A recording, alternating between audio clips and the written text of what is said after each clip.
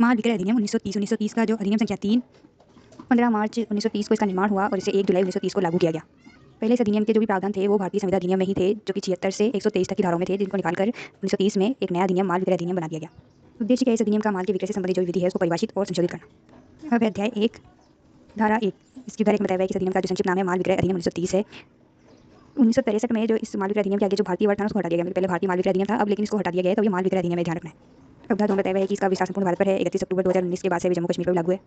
और ये जुलाई 1930 के प्रथम दिन से प्रवर्तन में, ये जुलाई 1930 को लागू है। अब धारा 2 में परिभाषा दी गई है, तो पहली परिभाषा है क्रेता की। तो क्रेता वो व्यक्ति है जो कि या तो किसी माल को क्रय करता है या फिर क्रय करने का करार करता है। तो ये अधिनियम जो है विक्रय और विक्रय के करार दोनों पर लागू होता है। इसमें क्या डिफरेंस है ये अपन बाद में पढ़ेंगे, लेकिन विक्रय क्या होता है जो आज ही हो रहा है। जैसे कि कोई माल आपने आज ही पैसे दिए और माल खरीद लिया, लेकिन अगर भविष्य में कोई माल खरीदने का अगर आप करार कर रहे हो तो उसको कहते हैं विक्रय का करार। तो अगर भविष्य में करने का करार करें तो भी आप क्रेता हो। अब दूसरी है परिधान की परिभाषा, एक व्यक्ति से दूसरे व्यक्ति को कब्जे का स्वेच्छा अंतरण। अब तीसरी है माल का परिदेय स्थिति में होना कब कहा जाता है, तो जब वो ऐसी स्थिति में हो कि उसका जो क्रेता है परिधान लेने के लिए जो संविदा के अधीन आबद्ध हो जाए। जैसे आप किसी दुकान पर गए कि 1 किलो चीनी दे दो, तो अभी आपके कहते हैं वो जो चीनी है अभी तो उसके जो बड़ा वाला बोरा है उसके अंदर है, जैसे ही वो उसको पैक करके छोटी थैली में करके आपको दे देगा तो वो जो चीनी है वो परिदेय स्थिति में हो जाएगी ना। जब तक वो उसके वाले जो बोरा है उसमें थी तब तक वो परिदेय स्थिति में नहीं थी, लेकिन जैसे उसने वो पैक करके आपके पास रख दी, अब वो आप आबद्ध हो उसके पैसे देने के लिए और उसका परिधान लेने के लिए। ऐसे ही आप किसी के खेत का पूरा अनाज खरीदने की संविदा कर रहे हो अगर, तो मान लो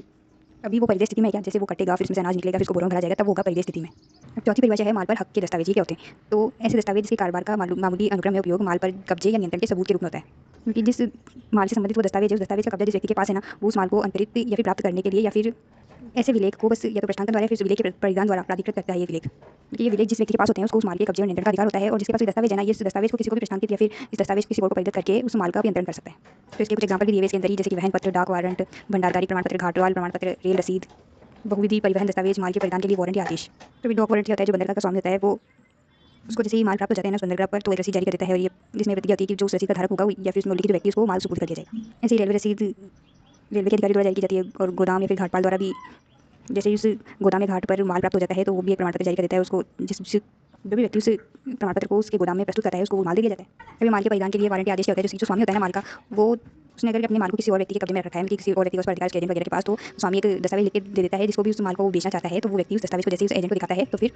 वो एजेंट उस माल को उसको परिवर्तित कर देता है। अब यही नहीं होते हैं, और ऐसे अन्य कोई भी दस्तावेज है ना जो कारोबार के मामूली अनुक्रम में उपयोग किए जाते हैं वो भी हो सकते हैं। ये एग्जांपल दिए बस। अब पांचवी परिभाषा है कसूर की, तो उसमें कोई भी सदोष कार्य या फिर व्यतिक्रम अभिप्रेत है। जब या तो आप कोई कार्य करके कसूर कर सकते हैं या फिर कोई लोग करके भी कसूर कर सकते हैं। अब छठा है भावी माल की परिभाषा, तो ऐसा माल जिसको कि विक्रय की संविदा करने के पश्चात विक्रेता द्वारा या तो विनिर्मित किया जाना है, फिर उत्पादित किया जाना है या अर्जित किया जाना है। तो मतलब कि विक्रेता अगर जैसे आपने आज करार कर लिया, संविदा कर ली, तो उसके बाद में उस माल को या तो उत्पादित करेगा या तो बनाएगा, या फिर तो उत्पादित क्या होता है जो कि उगता है, और विनिर्मित मतलब की कोई भी चीज़ है उसको स्किल्स लगा के कोई बनाता है, या अर्जित मतलब किसी और से वो प्राप्त करेगा फिर आपको बेचेगा। तो भावी माल से सिर्फ विक्रय की संविदा हो सकती है, विक्रय नहीं हो सकता। भावी माल है तो उसका विक्रय ऐसे हो सकता है जब वो बनेगा जब भी होगा। अब सातवीं परिभाषा है माल की, इंपॉर्टेंट है, याद रखना, सातवीं है और माल की। तो इसमें अनुयोज्य दावे और धन को नहीं सम्मिलित किया जाता है, इनको छोड़कर कोई भी जंगम संपत्ति अभिप्रेत है, और इसके अंदर स्टॉक और अंश, उगती फसलें, घास और भूमि से बद्ध या फिर उसकी भाग रूप ऐसी चीज़ें हैं जो कि विक्रय से पूर्व या तो विक्रय की संविदा के अधीन भूमि से पृथक किए जाने का करार किया गया है। तो तीन चीज़ें ध्यान रखनी है, तो अनुयोज्य दावे और धन इसमें नहीं आता है। धन अगर बेचोगे तो जो प्रचलित धन है देश में उसको नहीं बेच सकते, मतलब कोई पुरानी मुद्रा है या फिर विदेशी मुद्रा है तो ये आप बेच सकते हो भले, लेकिन जो प्रचलित धन है उसको नहीं बेच सकते। लेकिन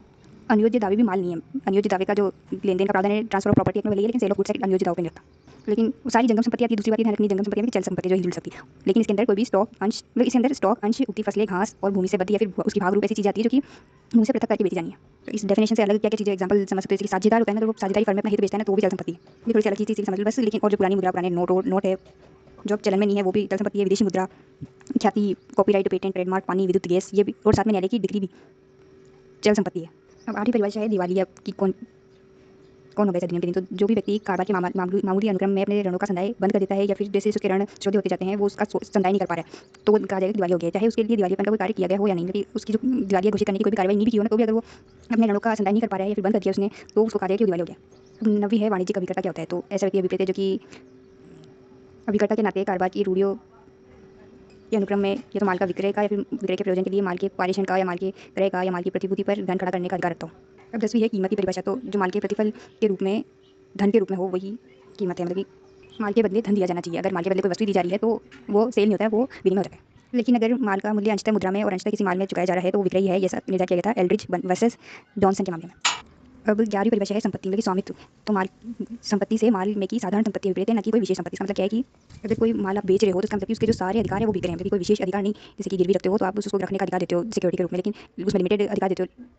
तो अगर विक्रय करना है किसी माल का तो उसके साधारण संपत्ति में सारे अधिकार उस व्यक्ति को आपको देने होंगे। तो अगर जिस अधिनियम में कहीं भी दिया हुआ है कि स्वामित्व का अंतरण हो रहा है, संपत्ति का अंतरण हो रहा है, तो उसका मतलब ये है कि उसकी साधारण संपत्ति का अंतरण हो रहा है, मतलब विक्रय हो रहा है। 12वीं परिभाषा की माल की जो क्वालिटी है उसके अंदर उसकी स्थिति और दशा भी आती है। अब 13 में बताया विक्रेता कौन है? तो जो माल का विक्रय करता है या फिर विक्रय करने का करार करता है। अब 14 में बताया हुआ विनिर्दिष्ट माल क्या होता है। तो ऐसा माल जो कि विक्रय की संविदा के समय परिलक्षित और प्रकारित किया जाता है, कि जो क्रेता है ना उस माल को पहचानता है और उसने उसको निर्धारित कर रखा है। तो ये कैसे है, जैसे कि आप एक गाय खरीदने गए और आपने वो एक गाय पसंद कर ली, उस विशिष्ट गाय के लिए आपने संविदा की है, तो उसको कहते हैं विशिष्ट माल। जिसको ऐसे समझ सकते हैं, जैसे आपको किसी सेकंड हैंड बाइक चाहिए तो आपने वो जो विशिष्ट माल है उसी के लिए संविदा किया ना, तो इसलिए उसको कहते हैं विशिष्ट माल। अगर मान लो कल को वो बाइक खराब नष्ट हो जाए तो आपकी जो संविदा है वही व्यर्थ हो जाएगी ना। वहीं एक होता है अनिश्चित या सामान्य माल कह सकते हैं आप। ये विशिष्ट सामान्य माल होता है, मतलब कि जैसे कि आपको 10 गाड़ियाँ थी या फिर 10 गायें थी और उसमें से आपको एक गाय खरीदने की आपने संविदा कर ली, कि आपने जो संविदा का समय था कोई निश्चित नहीं किया कि ये वाली गाड़ी या फिर ये वाली गाय मेरे को चाहिए,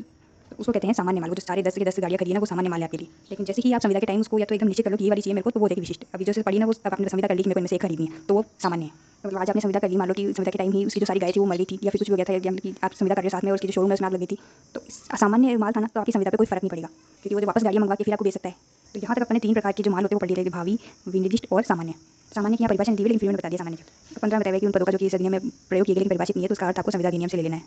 अब धारा 3 में बताया हुआ है कि भारतीय संविदा अधिनियम 1872 के जो भी बचे हुए उपबंध है वो जहाँ तक इस अधिनियम के अव्यय उपबंधों से असंगत नहीं है, वो माल विक्रय की संविधाओं को भी लागू होंगे। क्योंकि माल विक्रय की भी संविदा है तो संविदा ही, और एक स्पेशल टाइप की संविधा है, लेकिन जिस अनुबंध जिसके लिए यहाँ स्पेशल प्रावधान किए हुए हैं उस पर वो लागू नहीं होगा, लेकिन जो जनरल प्रावधान है वो इस संविधा पर लागू होंगे। अब है अध्याय 2 से बताया हुआ है संविधा की संरचना कैसे होगी, विक्रय की संविधा। धारा 4 में बताया हुआ है कि विक्रय और विक्रय करने का जो करार है इसमें डिफरेंस होता है, इसमें बताया हुआ है। तो उधार एक तो जनरल है, तो माल के विक्रय की संविधा जो होती है ऐसी संविधा है जिसके अंतर्गत विक्रेता माल में की जो संपत्ति है क्रेता को कीमत पर अंतरित करता है या फिर अंतरित करने का करार करता है। तो कोई भी माल के विक्रय की परिभाषा पूछ ले आपसे, तो आपको ये लिखना है कि जब विक्रेता माल की जो संपत्ति है उसको क्रेता को कीमत के बदले अंतरित करता है या अंतरित करने का करार करता है, मतलब कि आज ही कर दो ट्रांसफर या फिर भावी दिन को किसी।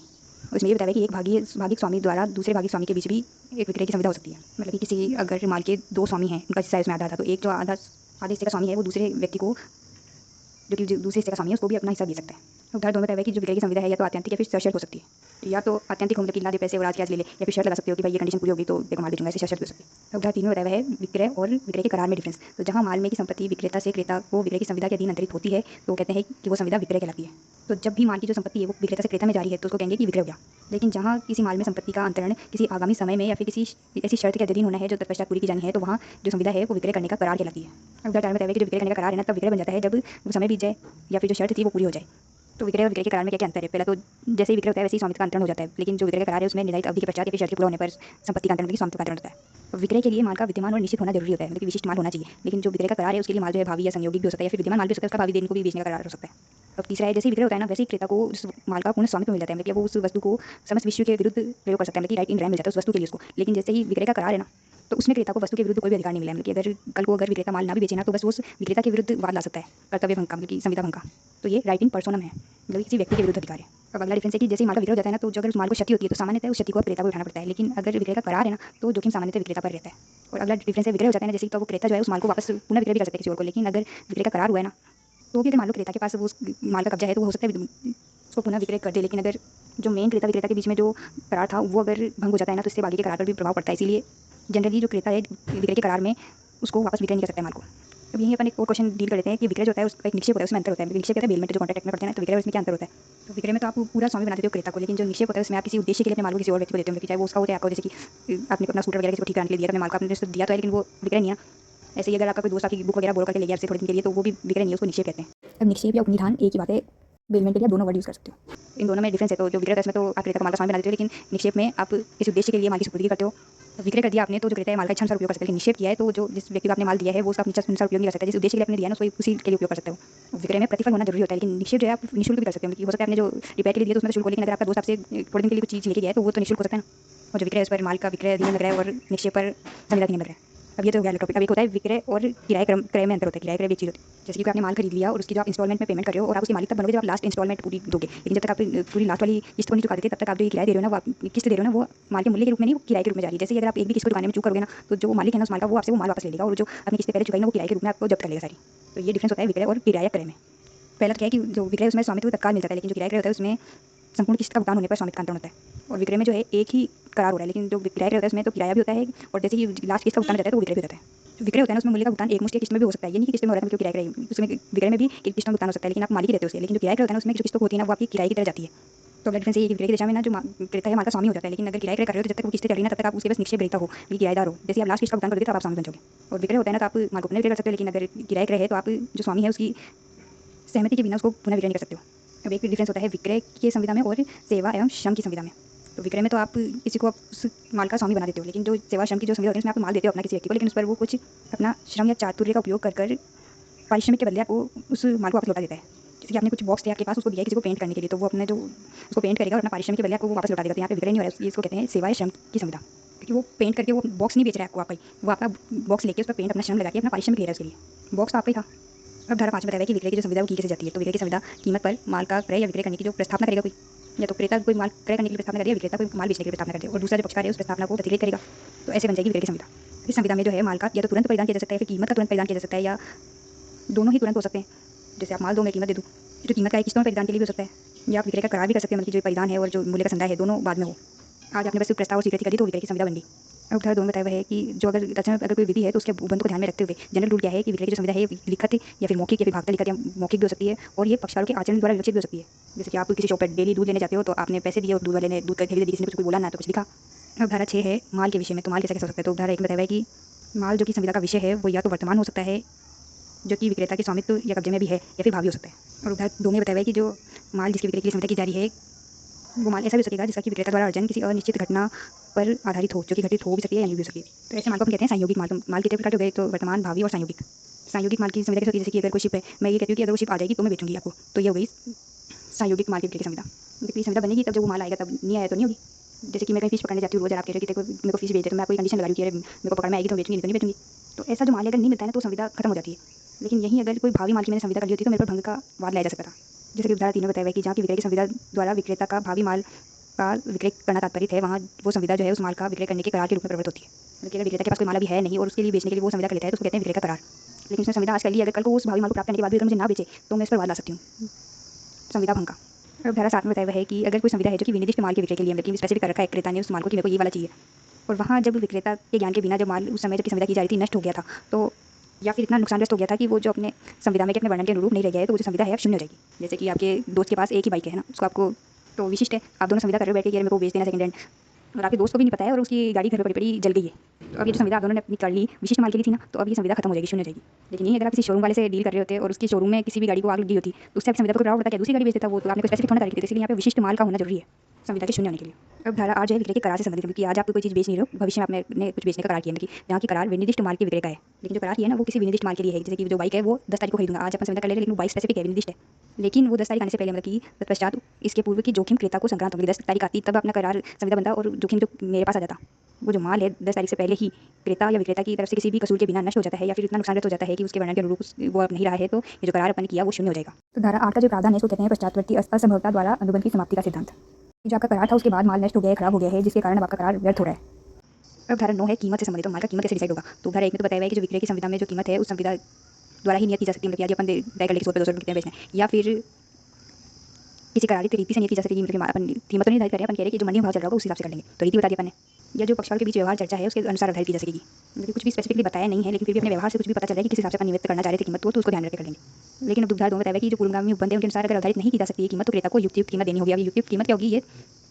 विशिष्ट मामले की परिस्थितियों पर निर्भर करता है, तथ्य का प्रश्न है। अब धारा 10 भी मूल्य से संबंधित ही है कि अब धारा 1 में बताया कि अगर आपने इस निबंधन पर माल का विक्रय किया है या विक्रय का करार किया है, या अपने इस निबंधन पर माल के विक्रय का करार किया है कि कीमत किसी पर व्यक्ति के मूल्यांकन द्वारा नियत की जाएगी, और जो पर व्यक्ति है वो मूल्यांकन या तो नहीं कर रहा है या फिर नहीं कर सकता है, जो नहीं कर पा रहे तो क्या करें, तो वो जो करार है वो शून्य हो जाएगा। अब लेकिन परंतु बताया है कि अगर माल या उसका कोई भाग जो है क्रेता को अगर परिचित कर लिया गया था विक्रय से पहले ही और उसने उसका विनियोजन कर लिया, अपने काम में ले लिया, तो अब उसको युक्त कीमत तो देनी पड़ेगी। अब उदाहरण 2 में बताया है कि जो कीमत का निर्धारण नहीं हो पा रहा है ना, वो विक्रेता क्रेता के किसी कसूर के कारण नहीं हो पा रहा है। जैसे कि वो जो पर व्यक्ति है वो कीमत निर्धारण करने आ तो रहा है, लेकिन जिसके पास माल है विक्रेता के पास वो माल के पास जाने नहीं दे रहा उसको निर्धारण करने के लिए, या फिर जो क्रेता है वो आ ही नहीं रहा कि आके देख ले भाई तोल माप के अनुसार वो माल निर्धारण कर रहा है, तो देख ले क्रेता ही नहीं आ रहा। दोनों में से किसी भी गलती के कारण अगर नहीं हो पा रही है तो जिसकी गलती है ना वो दूसरे पक्षकार को नुकसान ही देगा। अब आगे का टॉपिक आता है शर्तों और वारंटी से संबंधित। तो शर्तें जो होती है ना वो संविधा की वो मर्म होती है जिसके लिए अगर पूरा नहीं किया जाए ना तो संविधा को भंग करने, तोड़ने, परित्याग करने का अधिकार हो जाता है। तो इन दोनों के बारे में आगे अपन विस्तार से पढ़ेंगे, लेकिन धारा 11 में क्या बताया हुआ है कि विक्रय की जो संविधा है उसमें समय क्या मर्मभूत होता है या नहीं। लेकिन अगर आपने संविधा में कोई प्रावधान किया है तो उसको छोड़कर जनरल रूल क्या है कि जो आपके भुगतान का समय होता है ना वो किसी भी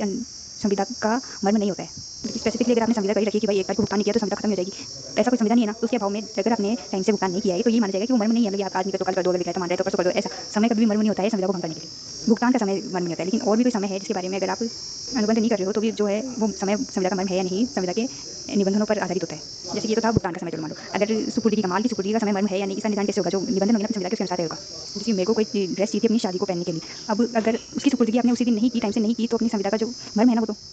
अगर आपने टाइम से नहीं किया तो अपनी संविधा को भंग कर सकती हो ना, बाद में क्या करूँगी ड्रेस का। तो जो संविधा में और भी तरह की जो समय होता है ये मर्म है या नहीं परिस्थिति पर निर्भर करता है। सुपुर्दगी का समय मर्म है या नहीं, ये भी अपने निबंधनों पर तय होगा कि अपनी संविदा किस तरह की है। जैसे कि अगर मैं कोई जनरल डेली वेयर की कपड़ा लेती है अभी, तो वो उसके लिए सुपुर्दगी का समय मर्म नहीं होता। धारा 12 में बताया हुआ है शर्त और वारंटी क्या होती है। तो धारा 1 में बताया हुआ है कि जो विक्रय की संविदा में कोई भी अनुबंध जो कि माल के बारे में हो, वो माल जो कि संविदा का विषय है, तो ये जो अनुबंध होता है ये या तो शर्त हो सकता है या फिर वारंटी हो सकती है। तो धारा 1 बस ये कहना चाह रही है कि जो विक्रय के अनुबंध में माल जो कि उस विक्रय की विषय वस्तु है, उसके संबंध में कहे गए कथन या दिए गए जो भी विवरण है, वो या तो शर्त हो सकते हैं या फिर आश्वासन हो सकते हैं। अब धारा 2 बताती है कि शर्त क्या होती है। तो शर्त संविदा के मुख्य प्रयोजन के लिए मर्मभूत वो अनुबंध है जिसके भंग से संविदा के निराकृत मानने का अधिकार पैदा हो जाता है। जैसे कि संता एक कार विक्रेता के पास जाता है और कहता है कि उसको एक सप्ताह यात्रा के लिए कार चाहिए, और जो विक्रेता है वो एक विशेष कार को खरीदने की उसको सलाह देता है और संता उसको खरीद लेता है। अब वो जब यात्रा में जाता है तो ऊँची ऊँची चढ़ाइयों पर नहीं चल पाती कार, और उसकी जो सप्तधाम यात्रा है उसके लिए उपयुक्त नहीं होती है। तो यहाँ उस विक्रेता ने शर्त का भंग कर दिया, क्योंकि वो जो कार है यात्रा के लिए उपयुक्त नहीं हुई। तो अब जो संता है उस कार को वापस लौटा सकता है और अपनी धनराशि को प्राप्त कर सकता है। तो ये होती है शर्त भंग का परिणाम, कि आप जो वो माल है उसको वापस लौटा दो। तो धारा 3 बताती है कि वारंटी क्या होती है। तो संविदा के मुख्य प्रयोजन का संपार्श्विक वो अनुबंध जिसके भंग से नुकसानी के लिए दावा पैदा हो जाता है भले, लेकिन आप माल को प्रतिपेशी में वापस नहीं कर सकते हो और संविदा को निराकृत नहीं कर सकते हो। तो संविदा के मुख्य प्रयोजन का संपार्श्विक एक अनुबंध, जो संविदा का मुख्य उद्देश्य है ना, उसके लिए सहायक कोई अनुबंध है बस ये। जैसे कि अजय एक कार खरीद रहा है कार डीलर से, और वो जो डीलर है वो गारंटी दे रहा है कि 1 वर्ष के भीतर कार के में कोई अगर निर्माण से संबंधित दोष आएगा ना तो उसको दूर कर देगा। और थोड़े दिन में उसका क्लच खराब हो जाता है, तो वो कार डीलर से उसको ठीक करा सकता है, तो ये वारंटी होगी। तो क्लच खराब हुआ है, मतलब कि उसके निर्माण में कोई दोष है, इसकी वारंटी उसने दी थी, मतलब कि अब आप उस कार को वापस नहीं कर सकते, लेकिन आप उसको सही करवा सकते हो। तो मुख्य उद्देश्य तो क्या था, कार खरीदना। तो कार आप किसी उद्देश्य के लिए खरीदो, आपने कोई उद्देश्य बताया, लेकिन जो डीलर है बस गारंटी का ले रहा है कि वो 1 साल तक सही रहेगी, इसकी वारंटी ले रहा है। तो ये जो मुख्य डील है उसके संपार्श्विक और सहायक कोई अनुबंध है, इसीलिए अगर गाड़ी खराब होगी तो आप उसकी क्षतिपूर्ति कर दो, फिर उसका रिपेयर करवा दो। उधर 4 ये बताती है कि विक्रय की संविदा में कोई अनुबंध शर्त है या फिर वारंटी है, ये बात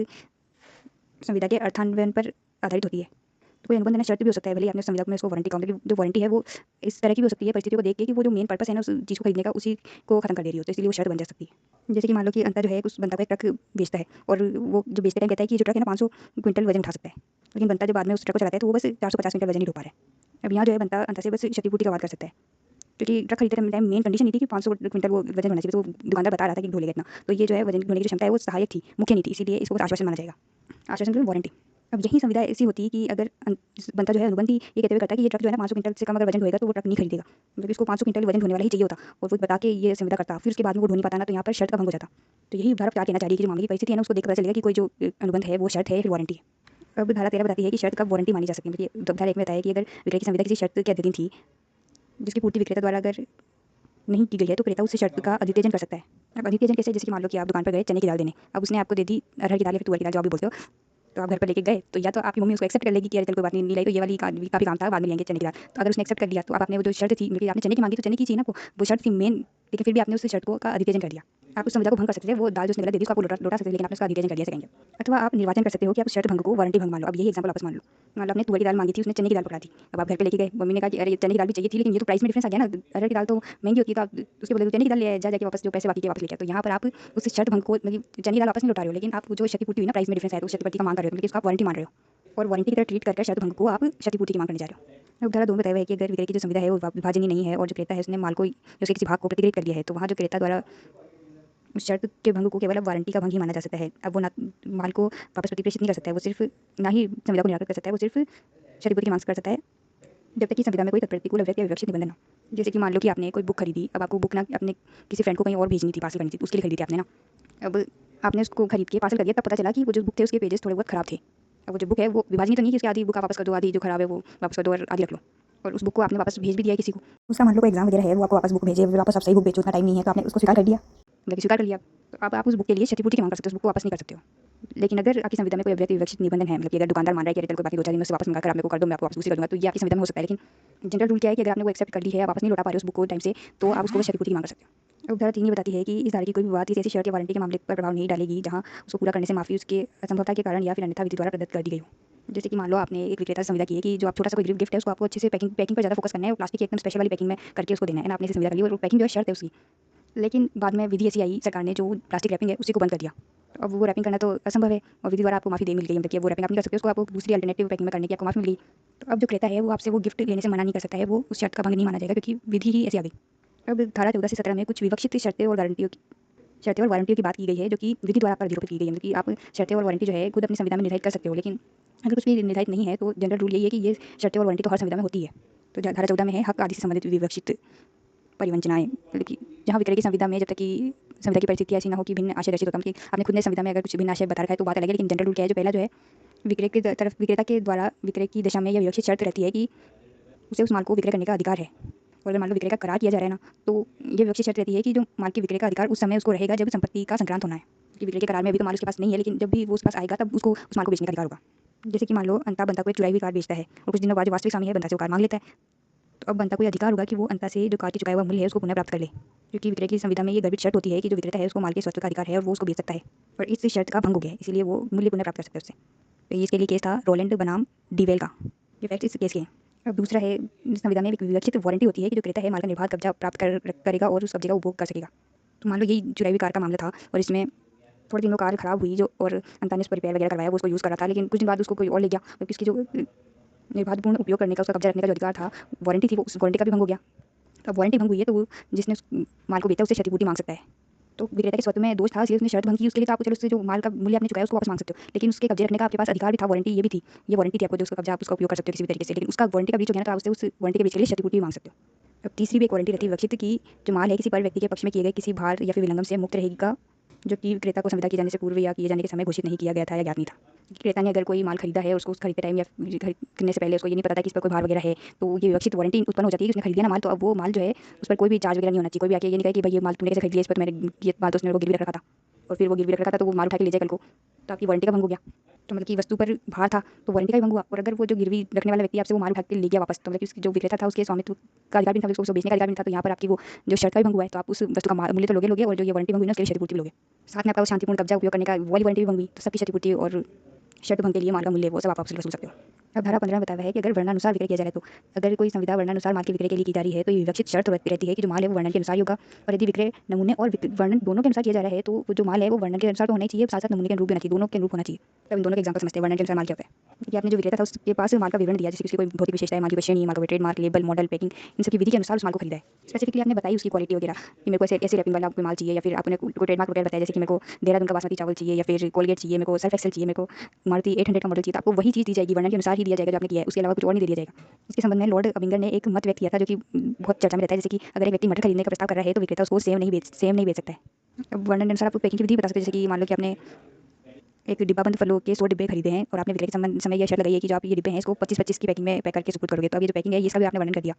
तो इसी वर्णन के अनुसार अगर आपको पैकिंग की जाएगी तभी आप खरीदोगे, अगर 50-50 में पैक कर देता है तो आप उस माल को स्वीकार करने के लिए आबद्ध नहीं हो। और दूसरा क्या है, नमूने और वर्णन दोनों के अनुसार अगर आप माल खरीद रहे हो, मतलब कि मान लो आप 1000 क्विंटल देहरादून बासमती चावल खरीदने जा रहे हो और विक्रेता है उसने आपको उसका नमूना भी दिखाया, तो देहरादूनी बासमती राइस क्या वर्णन हो गया, स्पेसिफिक बता दिया आपने ये वाला चाहिए और उसका नमूना भी आपको दिखाया उसने, तो दोनों के अनुसार आपने खरीदा है। और सुपुर्द की जब कर रहा है तो वो जो है ना नमूने के अनुसार तो दिखता है वो चावल, लेकिन वो देहरादून का बासमती चावल नहीं है, वो अन्य कोई बासमती चावल है, तो आप तो भी आपका शर्त भंग हो गया और आप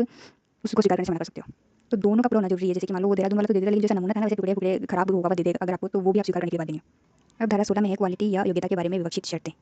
तो इंग्लिश कॉमन लॉ का एक महत्वपूर्ण सिद्धांत है क्रेता सावधान रहो का सिद्धांत, कि सिद्धांत के अनुसार क्रेता को सदैव सतर्क रहना चाहिए और अपने हितों का ध्यान रखना चाहिए, और उसने उसको जो भी माल खरीदना है उसकी किस्म और उपयुक्तता की उसको खुद जांच कर लेनी चाहिए। अगर वो चूक करता है तो विक्रेता को दोषी नहीं ठहरा सकता है। तो धारा 16 भी इसी पर आधारित है। तो इसका जो पैरा ऊपर लिखा हुआ है ना,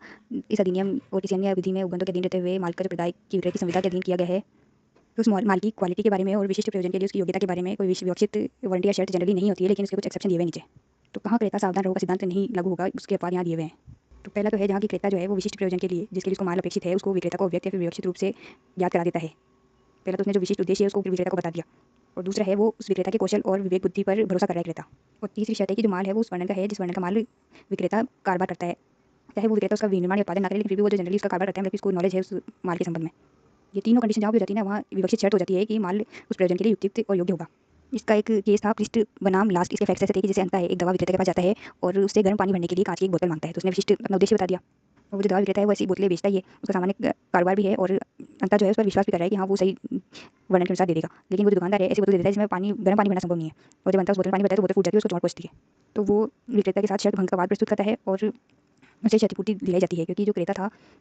उसने वस्तु खरीदने का अपने उद्देश्य को स्पष्ट कर दिया था, और यहाँ क्रेता को सावधानी का नियम लागू नहीं होता। लेकिन ये भी इसमें ध्यान रखने वाली बात है कि अगर वो वस्तु जो केवल एक ही उद्देश्य के लिए प्रयोग में थी तो आपको उस विक्रेता को अपना उद्देश्य बताना भी जरूरी नहीं है। जैसे कि अंत दुकानदार के पास से 2 बनियान खरीद के लाता है, उस बनियान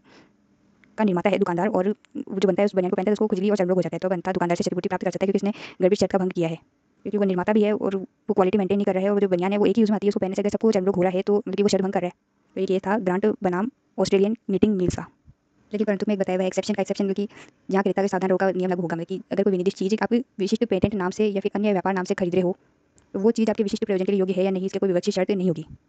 इसके लिए भी एक केस था चैंटर बनाम हॉपकिंस। इसमें क्या होता है, अंता बनता को शराब बनाने की एक भट्टी के लिए एक विशिष्ट ट्रेडमार्क की भट्टी भेजने का आदेश देता है, और बनता उसी ट्रेडमार्क की भट्टी भेज देता है। अब वो भट्टी जो है उसके कारखाने के लिए उपयुक्त सिद्ध नहीं होती, तो अब यहाँ अंता ने कोई भंग नहीं किया है क्योंकि उसने जो सी व्यापार नाम की भट्टी मांगी उसने वही सप्लाई की थी। अब धारा 2 में बताया हुआ है कि जहाँ माल ऐसे विक्रेता से वर्णानुसार क्रय किया जा रहा है जो कि उस वर्णन के माल का व्यापार करता है, चाहे वो उसका निर्माण करता हो या उत्पादन करता हो या नहीं, तो ये वहाँ एक विवक्षित शर्त होती है कि जो माल है वाणिज्यिक क्वालिटी का ही होगा। जैसे कि आप एक सीमेंट वाले से सीमेंट लेने जा रहे हो और आप एक ब्रांड की सीमेंट बता दे रहे हो, तो इसका मतलब ये थोड़ा ना कि वो जो जमी हुई सीमेंट दे देगा, तो वो जो ब्रांड की भी देगा तो वो सही होनी चाहिए, क्योंकि वाणिज्यिक क्वालिटी की होनी चाहिए वो। जैसे कि आप एक ब्रेड वाले से ब्रेड लेने जाते हो, रोज बेचता है वो ब्रेड, लेकिन वो खाने योग्य होनी चाहिए, एक्सपायर नहीं होनी चाहिए। तो किसी माल की वो अगर वर्णानुसार बेचा जा रहा है, उस व्यापारी से खरीदा जा रहा है जो कि उसका कारोबार करता है, चाहे उसका उत्पादन, वो निर्माण वो नहीं करता, वो कहीं से लेके करता हो, तो भी वो जो वाणिज्यिक क्वालिटी की होने की एक विवक्षित शर्त होती है। अब तीसरा बताया हुआ है कि क्वालिटी के बारे में या विशिष्ट प्रयोजन के लिए योग्य होने के बारे में जो विवक्षित वारंटी या शर्त जो है व्यापार की प्रथा द्वारा भी उपलब्ध हो सकती है। जैसे कि वाणिज्यिक प्रथा क्या होती है, जैसे कि मान लो एक सिगरेट निर्माता से आप 1000 सिगरेट के पैकेट खरीदने की का अनुबंध कर रहे हो, और तो यहाँ एक विवक्षित शर्त है कि वो अपनी ब्रांड की सिगरेट आपको देगा, कहीं और से दूसरी लेके आपको अपना लेबल चिपका के नहीं दे देगा। तो ये क्या होगी, व्यापारिक प्रथा है ना, जिससे आप निर्माता से खरीद रहे हो तो वो खुद के निर्माण की बेचेगा। अब यहाँ क्रेता सावधान रोग का नियम नहीं लागू होता है। तो ये मामला था जॉनसन बनाम रेल्टन का, वो सिगरेट वाला। अब दूसरा व्यापारिक प्रथा का क्या एग्जांपल सकते हैं, जैसे कि आप एक अजय एक डॉक्टर के पास जाता है और अपने कृत्रिम दांतों की जोड़ी खरीदता है, और वो जो दांत है उसके मुंह में पूरी तरह लगी नहीं रहे, तो वो उस दांत को अस्वीकार कर सकता है, क्योंकि व्यापार की परंपरा के अनुसार अगर आप डॉक्टर के पास जा रहे हो तो उसको ऐसी जोड़ी देनी चाहिए जो कि आपके रोगी के लिए उपयुक्त हो। अगर ये उपयुक्त नहीं है तो अब इसमें क्रेता सावधान रोग का नियम तो लगना ही है। तो ये फैक्ट्स थे डॉक्टर बारेटो बनाम टी आर प्राइस के। अब उदाहरण 4 ये बताती है कि अगर आपने अपनी संविधा में कोई विवक्षित वारंटी या शर्त लगा रखी है, तो भी वो जो विवक्षित वारंटी शर्त है उसको नकार नहीं सकती है, जब तक कि आपने जो खुद शर्त या वारंटी लगाई है वो इन जो लगाई हुई शर्त वारंटी से असंगत ना हो। कि अगर असंगत है, विपरीत कोई आपने संविदा कर ली है तो वो लागू होगी, लेकिन अगर आपने कोई वारंटी शर्त लगा भी रखी है लेकिन ये वाली शर्तें नहीं लगाई, उसके संबंध में प्रावधान नहीं किया गया, तो आपकी संविदा में ये अपने आप लागू होंगे ही। अब धारा 17 स्पेसिफिकली नमूने के अनुसार अगर कोई विक्रय हो रहा है तो उसके बारे में प्रावधान करता है। तो धारा 1 बताती है कि विक्रय की संविदा कब कही जाएगी कि नमूने के अनुसार हो रही है, तो जब संविदा में तत्प्रभावी अभिव्यक्ति या फिर विवक्षित निबंधन हो, कि अपनी संविदा करी हो कि आपने पहले नमूने देखोगे फिर आप उसका विक्रय करोगे, तो कहेंगे कि संविदा नमूने पर आधारित है। तो धारा 2 ये बताती है कि अगर नमूने के अनुसार विक्रय हो रहा है तो उस दशा में ये विवक्षित शर्तें रहती हैं। पहली क्या है कि जो माल का प्रपुंज है क्वालिटी में नमूने के सदृश होगा, मतलब कि जो आपको माल सुपुर्द किया जाएगा ना वो क्वालिटी में उस जो नमूना आपको दिखाया गया ना उस क्वालिटी का ही होगा। और दूसरी विवक्षित शर्त ये है कि जो क्रेता है उसको माल के प्रपुंज का नमूने से मिलान करने का युक्तियुक्त अवसर दिया जाएगा। जब सुपुर्दी की जाएगी तो आप उस नमूने से उस जो पूरा माल को भेजा गया है उसको मिलान करने के लिए आपको अवसर दिया जाएगा। अगर नहीं दिया जाता है तो आप उस संविदा को भंग कर सकते हो, माल को लौटा सकते हो, और ऊपर बताया अनुसार वो क्वालिटी के अनुसार नहीं है तो भी आप उसको वापस लौटा सकते हो। और तीसरी विवक्षित शर्त होती है जो माल उसे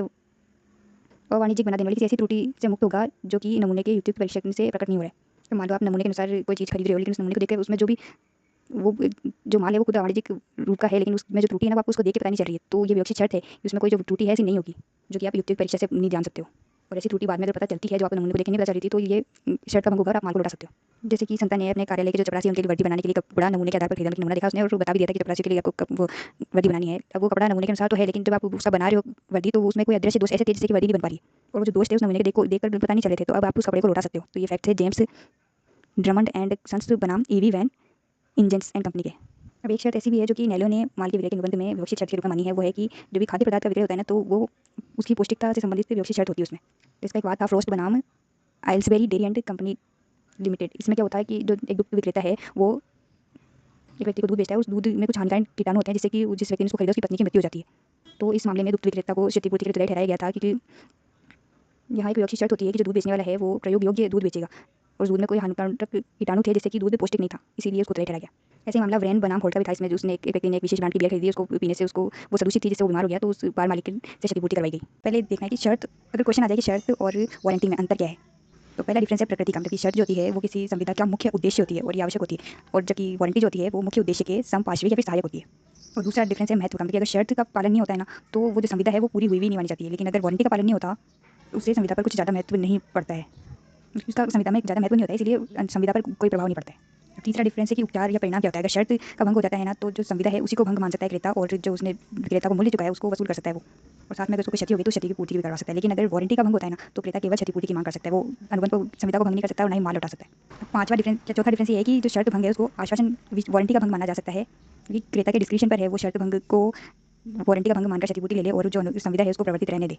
लेकिन अगर कोई वारंटी का भंग हो जाता है ना तो उसको शर्त भंग मान के आप संविदा को खत्म नहीं कर सकते हो। अध्याय 3 जो थोड़ा इंपॉर्टेंट है, इसमें ये बताया जाएगा कि विक्रेता और क्रेता के बीच संपत्ति का अंतरण कब होगा, मतलब कि कोई जो माल है उसका स्वामी कब कौन होगा ये कैसे पता चलेगा, क्योंकि विक्रय की संविदा तो क्रेता ने कर ली, तो अब वो माल जो है कब कहेंगे कि वो क्रेता की संपत्ति हो गया, उसमें उसका मालिकाना हक चला गया। और ये अपन को इतना जानना क्यों है कि कब जा रहा है, क्योंकि जिस पॉइंट ऑफ टाइम से उसके पास स्वत्व जाएगा ना उसी टाइम से उसके पास जोखिम भी जाएगा उस माल का। मतलब मान लो जिस दिन से क्रेता उस माल का मालिक हो गया ना उस दिन से उसके सारे जोखिम भी उसी के हैं, कि मान लो कभी भी उस माल को अगर नुकसान हुआ तो उसको कौन उठाएगा, अगर विक्रेता या भी स्वामी है तो वो उठाएगा, और अगर क्रेता स्वामी बन गया है विक्रेता तो वो उठाएगा। तो ये पॉइंट ऑफ टाइम जानना जरूरी होता है अपन को, ये जानने के लिए जोखिम किसके पास है, इसीलिए एक स्पेसिफिक चैप्टर बनाया हुआ है इसमें। अब आ जाते हैं धारा 18 पर। तो इसमें यह बताया हुआ है कि जब कोई संविदा अविनिश्चित माल के विक्रय के लिए है तो जब तक आप उस माल को अविनिश्चित नहीं कर लेते तब तक माल में संपत्ति का क्रेता को अंतरण नहीं होता है। तो विक्रेता के पास तो बहुत सारा माल रहता है और सारा माल तो खरीदना है आपको, अगर कुछ ही माल खरीदना है उसमें से, तो जब तक आप अपने जो हिस्से का कुछ माल है उसको अविनिश्चित नहीं कर दिया जाता तब तक क्रेता को वो माल मिल जाता है। जैसे कि मान लो कोई ढेर है गेहूँ का, उसमें से आपको 1 क्विंटल गेहूँ चाहिए, तो जब तक उस गेहूँ को अविनिश्चित करके अलग नहीं कर दिया जाता तब तक क्रेता को अंतरित नहीं होता है वो माल। जैसे अगर आपको कोई मोबाइल लेना है और आप मोबाइल की शॉप पे गए हो तो बहुत सारी कंपनी के उसने मोबाइल दिखाए, जब तक आप उस एक मोबाइल को डिसाइड नहीं कर लेते, अभिनिश्चित नहीं कर लेते कि कौन सा आपको खरीदना है, तब तक क्रेता को अंतरित नहीं होता है वो माल। अब धारा 19 बताती है कि अगर कोई जो संविदा किसी विनिर्दिष्ट या अभिनिश्चित माल के विक्रय के लिए हो रही है। विनिर्दिष्ट तो जैसे कि एक ही माल है, जैसे कि कोई सेकंड हैंड गाड़ी खरीद रहे हो आप किसी की, और या फिर कोई गाय स्पेसिफिक जो आपने निर्धारित कर रखी है पहले से, एक ही गाय किसी के पास वही खरीद रहे हो। या फिर किसी अभिनिश्चित मतलब कि किसी ढेर में से एक निश्चित माल आपको खरीदना है, मतलब 1 क्विंटल 2 क्विंटल, तो उस माल के लिए अगर विक्रय की संविदा हो रही है तो संपत्ति क्रेता में उस समय अंतरित होती है जबकि आपने संविदा में समय निर्धारित कर रखा है। तो उस समय जबकि संविदा में पक्षकारों द्वारा आशित हो। अब धारा 2 ये बताती है कि जब ये पक्षकारों का आशय कब अंतरित करने का इसका पता कैसे चला जाएगा, अगर स्पेसिफिकली नहीं बताया हुआ है कि कब होगी अंतरित। तो इस आशय को पता लगाने के लिए संविदा के जो निबंधन है, पक्षकारों का जो आचरण है और मामलों की जो परिस्थिति है उसको ध्यान में रखा जाएगा और उससे अनुसार निर्धारित कर दिया जाएगा कि पक्षकारों का आशय कब अंतरित करने का है। तो धारा 3 बताती है कि जब तक आपने स्पेसिफिकली कुछ अपनी संविदा में नहीं बता रखा है तब जनरल रूल के लिए कि समय का निश्चय कैसे होगा उसके लिए कुछ नियम बताए हुए हैं इसी अधिनियम में। तो वो नियम है धारा 20 से लेकर 24 तक, उसके अनुसार निर्धारित किया जाएगा कि कब संपत्ति का क्रेता में संक्रांत हो जाएगा। धारा 20 बताती है कि अगर संविदा परिदेय स्थिति में किसी विनिर्दिष्ट माल के विक्रय के लिए है तो वहाँ माल की संपत्ति क्रेता में उसी समय संक्रांत हो जाती है जब संविदा की जाती है। और ये तथ्य ही नहीं कि आपको कीमत का संदाय के लिए कोई अलग समय है या फिर माल के सुपुर्दगी के लिए समय अलग है या फिर दोनों को आगे मुलतवी किया हुआ है। मतलब ये समझो कि कब्जे और अधिकार में अंतर होता है। तो यही बताया हुआ है कि अगर मान लो कि भुगतान उस माल का आपको बाद में करना है और उस जो माल की सुपुर्दगी में कब्जा उसको बाद में देना है, तो भी अगर कोई निर्दिष्ट माल है और वो परिदेय योग्य स्थिति में है तो जिस दिन संविदा आपने कर ली ना उसी दिन उसका संपत्ति का अंतरण क्रेता को हो जाता है, क्योंकि उसका अधिकार मालिक क्रेता बन जाता है। जैसे कि मान लो अंता एक कपड़े की दुकान पर जाता है और वो कुछ कपड़े निर्धारित करके रखवा देता है विक्रेता के पास और कहता है कि मैं इसको कल ले जाऊंगा और ये जो विक्रय है ये उधार पे हुआ है, मेरी पेमेंट जो है 1 माह पश्चात करना है। तो अब वो कपड़े की दुकान पर जो उसका कपड़े हैं वो अलग पैक किए हुए अलग ही पड़े हैं, निश्चित है, लेकिन विशिष्ट माल है वो, और विक्रय आज ही हो गया है, पेमेंट बाद में होना है, लेकिन बाद वो दूसरे दिन आएगा और वो ले जाएगा, उसकी सुपुर्दगी भी एक दूसरे दिन होनी है, लेकिन आज ही वो मालिक हो गया उस कपड़े का अगर वो अलग पड़ा है माल और आज संविदा हो गई तो। और मान लो वो दूसरे दिन आए और कपड़ा ले जाए, उससे पहले ही उस कपड़े में आग लग जाए तो अब वो क्रेता ही उस कपड़े का मालिक था तो वो क्रेता ही उसका भुगतान करेगा, क्योंकि विक्रेता का तो काम क्या था कि उसको सुपुर्दगी योग्य स्थिति में लाना, और अब आप मालिक हो गए, भले पेमेंट आप उस सुपुर्दगी कभी भी ले जाओ, उधार पे बेचा है मैंने तो बिक गया वो माल, तो अब वो है तो क्रेता का, वो नहीं ले जा रहा है तो उसकी गलती है। अब धारा 21 बताती है कि अगर संविदा किसी विनिर्दिष्ट माल के लिए है और वो माल जो है अभी परिदेय स्थिति में नहीं है, बल्कि सुपुर्दगी योग्य स्थिति में नहीं है और उसको ऐसी स्थिति में लाने के लिए विक्रेता द्वारा अभी उस माल के प्रति कुछ कार्य करना है, तो वो संपत्ति तब तक क्रेता को संक्रांत नहीं होगी जब तक कि वो जो कार्य है वो विक्रेता पूरा नहीं कर लेता और उसकी सूचना क्रेता को नहीं दे देता। जैसे कि एग्जांपल के रूप में समझो अंता बनता की गलीचे की फैक्ट्री में जाता है और उसमें से कुछ गलीचे छाट देता है और पसंद कर लेता है, तो अब ये विशिष्ट माल हो गया। अब उन गलीचों में ना भी कुछ अंतिम रूप से उसको परिष्कृत करना है, फिनिशिंग टच देना है उस गलीचों को, इसीलिए वो गलीचे अभी अंता के पास ही है।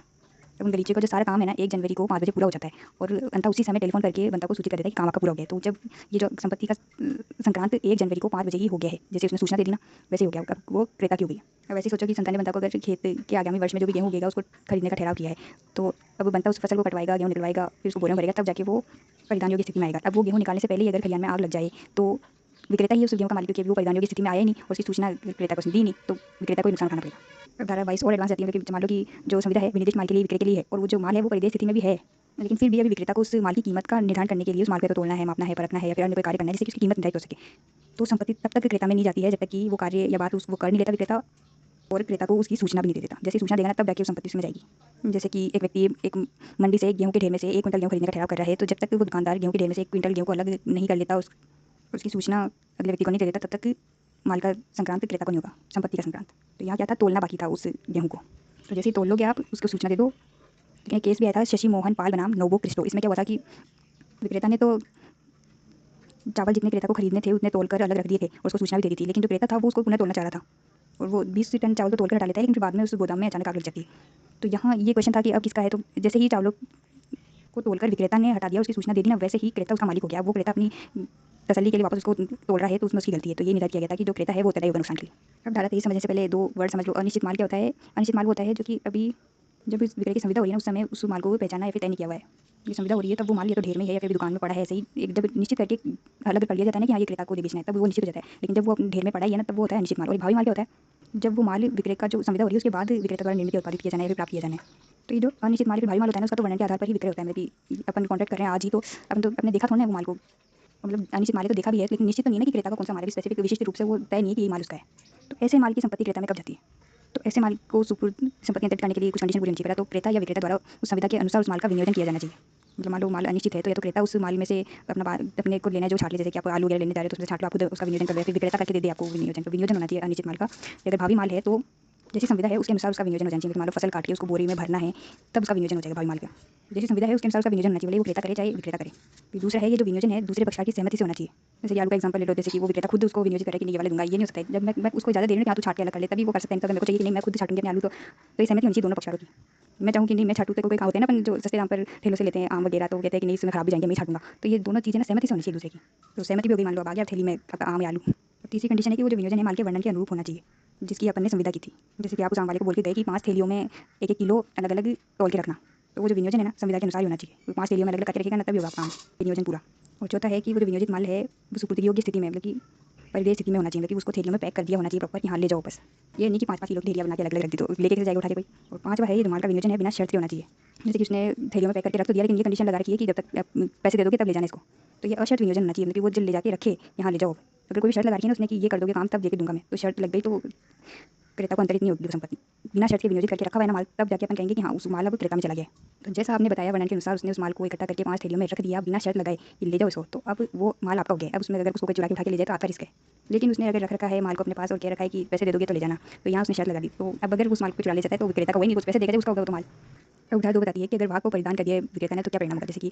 अगर विक्रेता ने संविदा के अनुसरण में क्रेता को या फिर क्रेता के को माल पारित करने के लिए किसी वाहक को या फिर अन्य उपनीति को, चाहे वो क्रेता द्वारा नामित हो या नहीं, माल परिदाय कर दिया है तो और अपने वहन का अधिकार भी आरक्षित नहीं किया है, तो ये समझा जाएगा कि संविदा के लिए उसने माल का अशर्त विनियोजन कर दिया। जैसे ही वो थैली आपको पकड़ा दी उसने, या फिर आप नियो आपके घर पर डिलीवर करने के लिए उसने किसी वाहक को पकड़ा दी, चाहे वो वाहक को आपने नियुक्त किया हो या फिर विक्रेता ने खुद ने। जैसे आपने किसी व्यक्ति को छोड़ दिया था इसको पकड़ा देना, मेरे घर से पकड़ा देगा, या फिर वो विक्रेता द्वारा का भी एजेंट हो सकता है। तो ये तो हो गया वाहक। उपनीति कौन होता है, मतलब कि मान लो आपने कोई कपड़ा खरीदा और आपने विक्रेता उससे कह दिया कि ये जो टेलर है ना पास वाला उसको पकड़ा देना ये, तो वो हो गया उपनीति। अब वो उपनीति भी भले क्रेता का भी हो सकता है विक्रेता का भी हो सकता है। जैसे कि विक्रेता खुद कहते हैं कि हाँ कपड़ा गया ना हमारा जो टेलर है वो सिल देगा, अब तो आप विक्रेता का राजी है तो वो विक्रेता के अगर टेलर को भी भेजते रहना, उसने दे दिया जैसे टेलर को, वैसे ही अब क्रेता को हो गया वो कपड़ा।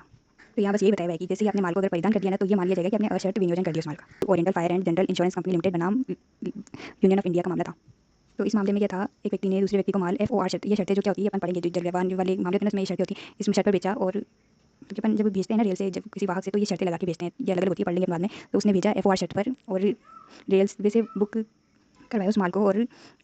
जो क्रेता था ना उसी के नाम से रेल की बिल्टी बनवा दी और माल का बीमा करवा दिया। तो FOR जो है ना बीमा वगैरह के संबंध में होता है, तो बीमा भी उसने करवा दिया और जो क्रेता था उसी के नाम से रेल की बिल्टी बना दी। तो जैसे उसने क्रेता के नाम पर बिल्टी बना दी तो वो अब क्रेता का मालिक हो गया ना उसका। अब वो माल के रास्ते में नष्ट हो गया, तो क्रेता क्या था, उसने वो रेलवे की रसीद थी ना वो वापस विक्रेता को लौटा दी, और जो विक्रेता था वो बीमा कंपनी के पास गया कि क्षतिपूर्ति का वाद करने के लिए। तो निर्णय दिया गया कि विक्रेता क्षतिपूर्ति की मांग नहीं कर सकता है, क्योंकि जैसे ही क्रेता के नाम पर बिल्टी बनाई ना वैसे ही क्रेता मालिक हो गया, तो वो वाद कर सकता है क्षतिपूर्ति के लिए। तो ये एग्जाम्पल है बिना शर्त के उसने जब क्रेता को अंतरित कर दिया माल का स्वत। अब सशर्त कब हो सकता है, जब वो बिल्टी के साथ या तो कोई विनिमय पत्र लिख दे या फिर कंडीशन लगाते कि जब पेमेंट होगा जब बिल्टी आपको बताएगी, या फिर उस बिल्टी को अपने या फिर अपने एजेंट के नाम से विक्रेता बना के भेजे, तो ये सशर्त विनियोजन हो जाएगा। मतलब ऐसे विनियोजन में ना जब माल वहाँ पहुँच भी गया है तो भी वो क्रेता का नहीं हुआ है, कि भी हक विलेख ही विक्रेता के पास ही है अभी, और उसको तब जाएगा जब तो विनिमय पत्र को स्वीकार कर लिया, फिर भुगतान कर दे, या फिर जब विक्रेता अपने एजेंट को ऑर्डर दे दे कि हाँ इसको दे दो उसको। अब धारा 24 बताती है अगर माल को अनुमोदनार्थ अर्थात कि विक्रय या वापसी के लिए बेचा जा रहा है, अगर तो अगर कोई माल क्रेता को अनुमोदनार्थ की वो माल को रखे और वो अगर से सहमत हो, उसको अच्छा लगे वो माल, उसके अनुमोदन पर वो माल क्रय करेगा, इसलिए उसको परिवर्तित कर रहे हैं, या फिर विक्रय या वापसी के लिए या फिर ऐसे अन्य निबंधनों पर परिवर्तित किया गया है। तो इनसे कई मतलब है कि अगर आप क्रेता को माल परिवर्तित कर दे रहे हो कि अगर उसको पसंद आएगा तो रखेगा, नहीं तो वापस दे देगा। तो ऐसे माल की संपत्ति क्रेता में कब संक्रांत होगी, तो कब बताता है, जब वो क्रेता उस माल के लिए अनुमोदन या प्रतिक्रिया क्रेता को संख्या में सूचित कर दे कि हाँ कोई माल पसंद आ गया, या फिर उस व्यवहार को अंगीकार करने वाला कोई अन्य कार्य करता है। जैसे कि मान लो एक विक्रेता ने एक रेडियो क्रेता को दिया कि अगर आपको पसंद आए तो उसको ले लेना, नहीं तो वापस कर देना। तो जब वो क्रेता जो है सूचना दे देता है कि हमें कोई पसंद है मैं ले लूँगा इसको, तो वैसे ही उसमें वो माल उसकी संपत्ति जो है उसमें संक्रांत रहती है। अब संव्यवहार को अंगीकार करने वाला कोई अन्य कार्य क्या होता है, मतलब कि अगर क्रेता जो है उस माल को अपना लेता है, सूचना तो नहीं दे रहा लेकिन किसी तरीके से उसको अपना ले रहा है। जैसे कि एक दुकानदार ने टीवी क्रेता को पसंदगी की शर्त पर बेचा है, तो और वो जो क्रेता है उसने टीवी को किसी अन्य व्यक्ति को गिरवी रख दिया, तो मतलब किसने उस माल को अपना लिया, तो ये हो गया उसने संव्यवहार को अंगीकार कर लिया। मतलब सूचना तो नहीं दी, उसने प्रतिक्रिया किया नहीं, लेकिन ऐसा कोई कार्य कर दिया जैसे कि उसने अपना लिया उस माल को। और ख में बताया हुआ है दूसरी कंडीशन में, मान लो कि उसने ना तो सूचना दी लेकिन फिर भी उस माल को वो प्रतिधारित किए हुए रखता है। अगर मान लो वापसी के लिए कोई समय नियत किया गया था तो उस समय के बाद तक, या फिर अगर समय नहीं नियत था तो भी युक्त समय के बाद तक उस माल को अपने पास ही रखे रहता है, तो मान लिया जाता है कि उसने उसमें अब उस क्रेता में उस माल की संपत्ति चली गई। जैसे कि एक व्यक्ति ने घोड़ा पसंदगी की शर्त पर बेचा है और वो उसको परखने के लिए उसको 8 दिन दिए जाते हैं। अब वो तीसरे दिन वो घोड़ा अगर मर जाए तो स्वामित्व का अंतरण क्रेता को नहीं हुआ, क्योंकि 8 दिन के लिए उसको परखने के लिए दिया था, लेकिन अगर 8 दिन के बाद भी वो उसको रखे रहे वापस ही ना लौटाए तो उसका जो संपत्ति क्रेता में चली जाती है। तो इसी का मामला था म्युनिसिपल कमिश्नर ऑफ हुगली बनाम स्पेंसर लिमिटेड। इसमें क्या हुआ था कि एक जो संस्था थी उसने ट्रैक्टर खरीदा था अनुमोदन की शर्त पर, लेकिन उस संस्था ने उस ट्रैक्टर को बहुत लंबी समय तक उपयोग कर लिया, फिर बाद में वो चाह रही थी कि हम उसको लौटाना चाह रहे हैं। तो ये निर्धारित किया गया कि वो जो उस ट्रैक्टर का स्वत है वो संस्था में चला गया था। तो धारा 25 में बताया हुआ है कि कभी कोई संविदा होती है ना वो निर्दिष्ट माल के विक्रय के लिए है, या फिर जो संविदा के बाद में उस माल को विनियोजित कर भी दिया जाता है। फिर जो माल का विक्रेता है ना वो उस माल के वहन के अधिकार को कुछ शर्तों के पूरा होने तक के लिए आरक्षित रख लेता है। लेकिन विक्रेता ऐसा तभी कर सकता है जबकि संविदा या फिर माल के विनियोजन की कोई शर्त उसे ऐसा करने के लिए अनुमति देती है। तो ऐसी दशा में अगर वो विक्रेता उस माल को क्रेता को दे भी देता है, फिर उसके वाहक को या फिर उसके निक्षेपी को भी दे देता है, तो भी उसकी संपत्ति विक्रेता के पास ही रहती है, क्योंकि उसने कोई शर्त जोड़ दी है। लेकिन वो शर्त भी तभी जोड़ सकता है जबकि उसके अनुबंध या फिर संविदा में या फिर जो माल का विनियोजन कर रहा है, जो माल जब तैयार कर रहा है तभी उसने कोई इसी शर्त लगाने की अनुमति उसके पास हो। ऐसी कौन सी दशाएं हैं जब उस विक्रेता ने माल के व्यवस्थापन के अधिकार को आरक्षित कर लिया, ये माना जाता है। तो इसके लिए दो दशाएं बताई हुई है, क्योंकि उदाहरण दो बताया हुआ है कि जहाँ की माल या तो जहाज से जब भेजा जा रहा है फिर रेल द्वारा भेजा जा रहा है, तो जब वो विक्रेता ऐसे रेलवे या फिर मालवाहक को माल की सुपुर्दगी देता है तो उसकी बिल्टी जब बनाता है तो उसमें के अनुसार उस माल की आगे सुपुर्दगी जो होती है ना विक्रेता या फिर उसके एजेंट के आदेश से ही की जानी होती है। तो ये मान लिया जाता है कि प्रथम दृष्टया उस विक्रेता ने माल के व्यवस्थापन के अधिकार को आरक्षित कर लिया। जैसे कि मान लो विक्रेता ने कुछ माल रेलवे कंपनी को परिवहन के लिए सौंपा और जो माल की बिल्टी थी उसमें स्वयं के नाम से बनवा दी बिल्टी। तो जब उसके खुद के नाम से है तो वो माल जो है क्रेता तो ले नहीं सकता है। तो अब भले ही उसने क्रेता को भेजने के लिए माल विनियोजित कर दिया, लेकिन फिर भी उसने अपने व्यवस्थापन के अधिकार को आरक्षित कर लिया, मतलब कि जो संपत्ति है वो भी क्रेता को नहीं गई है। तो माल वहाँ पहुँच तो जाता है डेस्टिनेशन तक जहाँ से क्रेता उसको ले सकता है, लेकिन जब तक विक्रेता या उसका एजेंट आदेश ना दे दे तब तक उसको परिवर्तन नहीं किया जाना हो, ऐसी कंडीशन हो तो ये माना जाता है कि वो क्रेता के पास नहीं पहुँचा है। जब भले ही उसके पास तक पहुँच गया माल, लेकिन वो क्रेता की संपत्ति नहीं होती है। उदाहरण तीन में दूसरी कंडीशन बताई हुई है। तो कभी कभी होता है माल का जो विक्रेता होता है वो क्रेता पर कीमत के लिए एक विनिमय पत्र लिख देता है, उस विनिमय पत्र को जो माल की स्वत्व का वहन पत्र या फिर रेल की रसीद है उसके साथ क्रेता को भेजता है। और वो विनिमय पत्र इसलिए भेजा जाता है ताकि उस विनिमय पत्र को अगर जैसे वो या तो प्रतिक्रिया कर ले या फिर उस माल का भुगतान कर ले, जब वो ऐसा करेगा तभी उसका जो स्वत्व का विलेख है उसके पास जाएगा। और अगर ऐसा क्रेता उस विनिमय पत्र को स्वीकार नहीं करता है तो उसे वो वहन पत्र या फिर रेल रसीद वापस लौटानी होती है विक्रेता को। लेकिन अगर फिर भी वो क्रेता उस वहन पत्र या फिर रेल रसीद को सदोष प्रतिधारित कर लेता है तो भी उस माल की जो संपत्ति है उस क्रेता में नहीं जाती है। अब धारा 26 एक डिक्लेरेशन देती है कि जब तक अन्यथा करारित ना हो, कि अगर संविदा कर रहे हो तो इस जनरल रूल को बदल ही सकते हो, लेकिन जनरल रूल क्या है कि जब तक माल विक्रेता की जोखिम पर रहता है जब तक कि उसकी संपत्ति जो है क्रेता को अंतरित नहीं हो जाती। लेकिन जैसे ही उसकी संपत्ति क्रेता को अंतरित हो जाती है तो वो जोखिम भी क्रेता को हो जाता है। तो इसी को कहते हैं जोखिम जो है प्रथम दृष्टया संपत्ति के साथ संक्रांत हो जाता है। अब भले ही उस माल का परिधान किया गया हो या नहीं तो भी माल क्रेता की जोखिम पर ही रहता है। लेकिन एक एक्सेप्शन है कि अगर मान लो कि संपत्ति का मालिक भले कोई भी हो, लेकिन जहाँ जो माल का परिधान है क्रेता विक्रेता के किसी कसूर के कारण विलंबित हो जा रहा है तो जो माल की जो भी हानि है वो जिसका भी कसूर है उस पक्षकार को झेलना पड़ेगा। जैसे कि मान लो कि जो माल है उसकी का क्रेता में संपत्ति अंतरित तब होगी जब वो क्रेता के पते पर पहुंचा दिया जाएगा। अब जो क्रेता है उसने पता ही गलत बताया, तो माल उस पते पर पहुंचाया तो गया लेकिन कोई मिला ही नहीं हुआ, तो फिर उस बारिश वगैरह आई तो माल वो खराब हो गया। तो अब क्रेता को तो तब दिया जाएगा ना जब उसके पास पहुंचेगा, लेकिन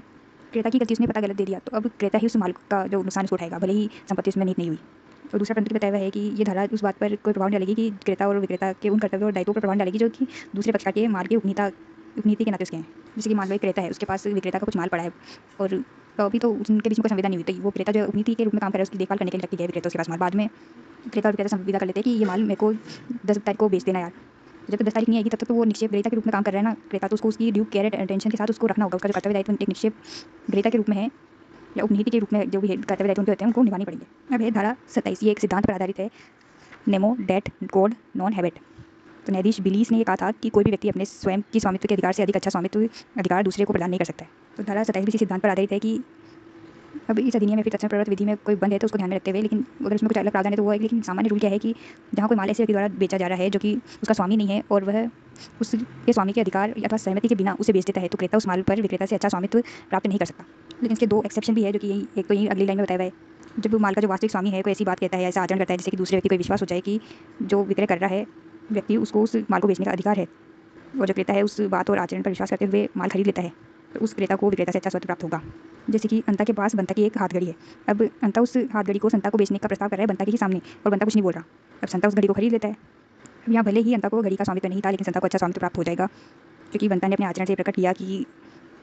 घड़ी उसकी है, घड़ी से उसका कोई संबंध ही नहीं है, उसको अगर नहीं बेचनी थी तो उसको अंता को रोकना चाहिए था। और दूसरा अपवाद है जो परंतु में बताया हुआ है कि अगर किसी माल का विक्रय किसी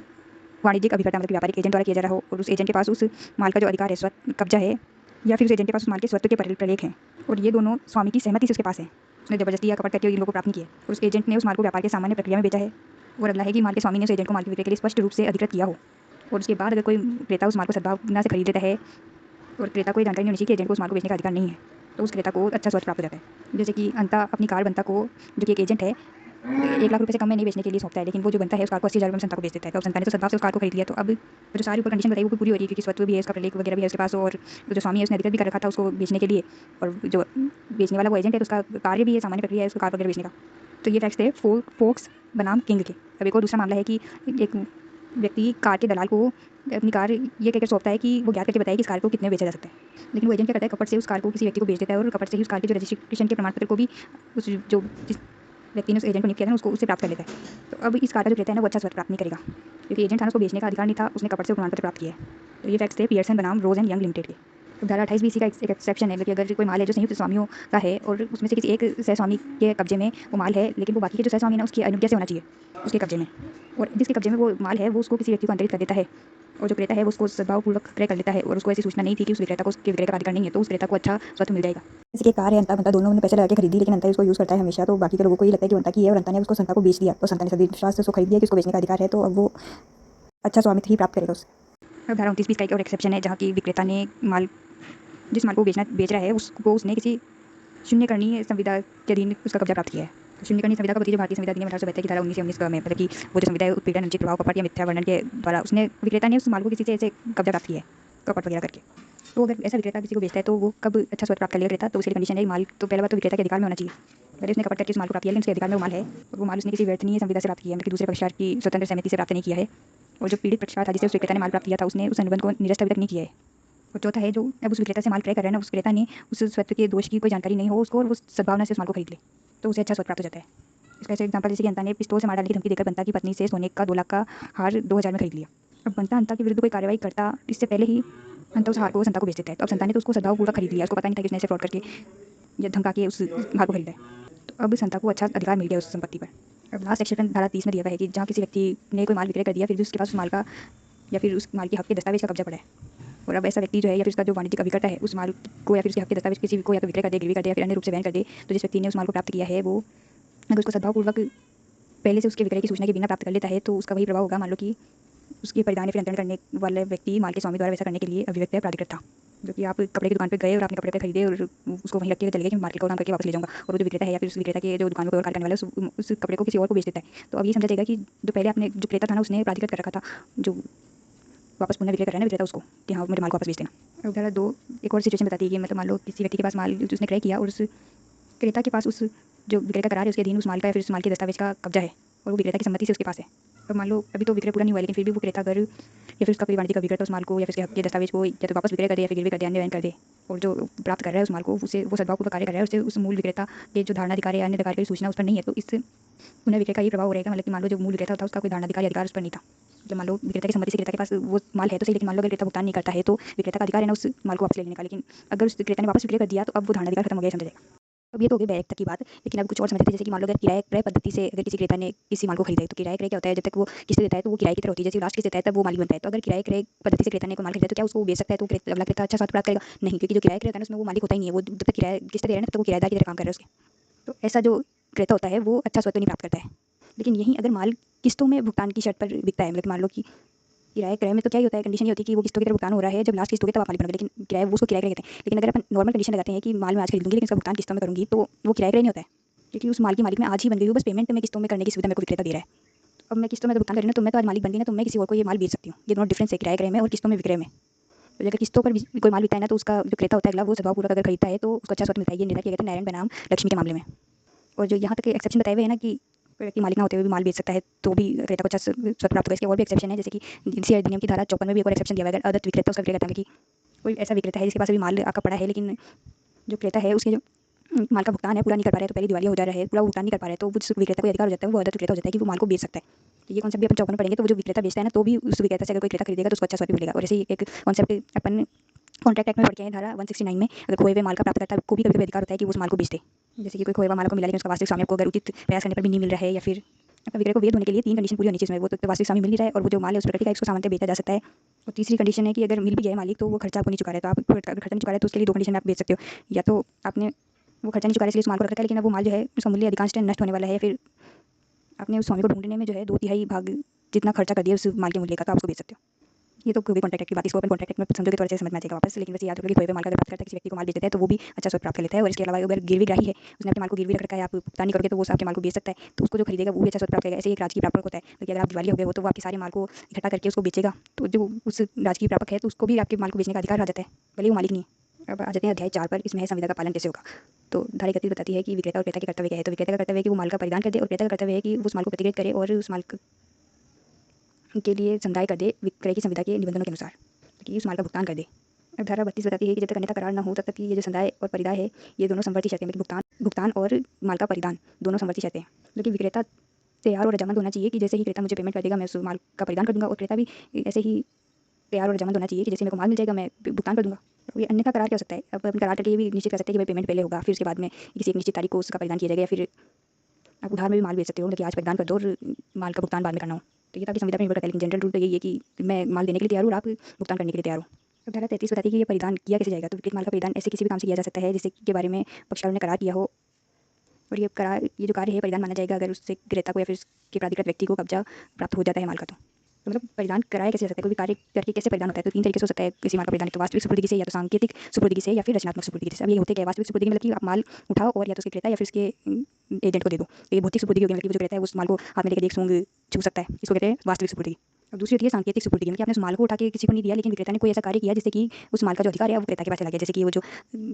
माल किसी गोदाम में पड़ा है तो आप उसकी चाबी दे दो, या फिर कोई गाड़ी बेच रहे हो आप तो उस गाड़ी की चाबी क्रेता को या उसके एजेंट को दे दो, या फिर जो माल की बिल्टी वगैरह होती है उसको पकड़ा दो आप क्रेता को। तो आपने भौतिक रूप से उस माल को उठा के उसको नहीं दिया, लेकिन फिर भी सांकेतिक रूप से उसको सुपुर्दी हो गई। अब तीसरा होता है रचनात्मक कार्य। आपने ऐसा कोई कार्य कर दिया जिससे कि ना तो आपको उस माल को उठाना पड़ा, ना तो कोई भी चीज़ क्रेता है उसके एजेंट को देनी पड़ी, तो भी वो माल जो है आपसे क्रेता के पास चला गया। ऐसा कैसे हो सकता है, जैसे कि आपका जो विक्रेता का एजेंट या फिर निक्षेप है वो अब आपके कुछ भी कार्य करने से अब क्रेता का एजेंट निक्षेप बन जाए। इसको कैसे समझोगे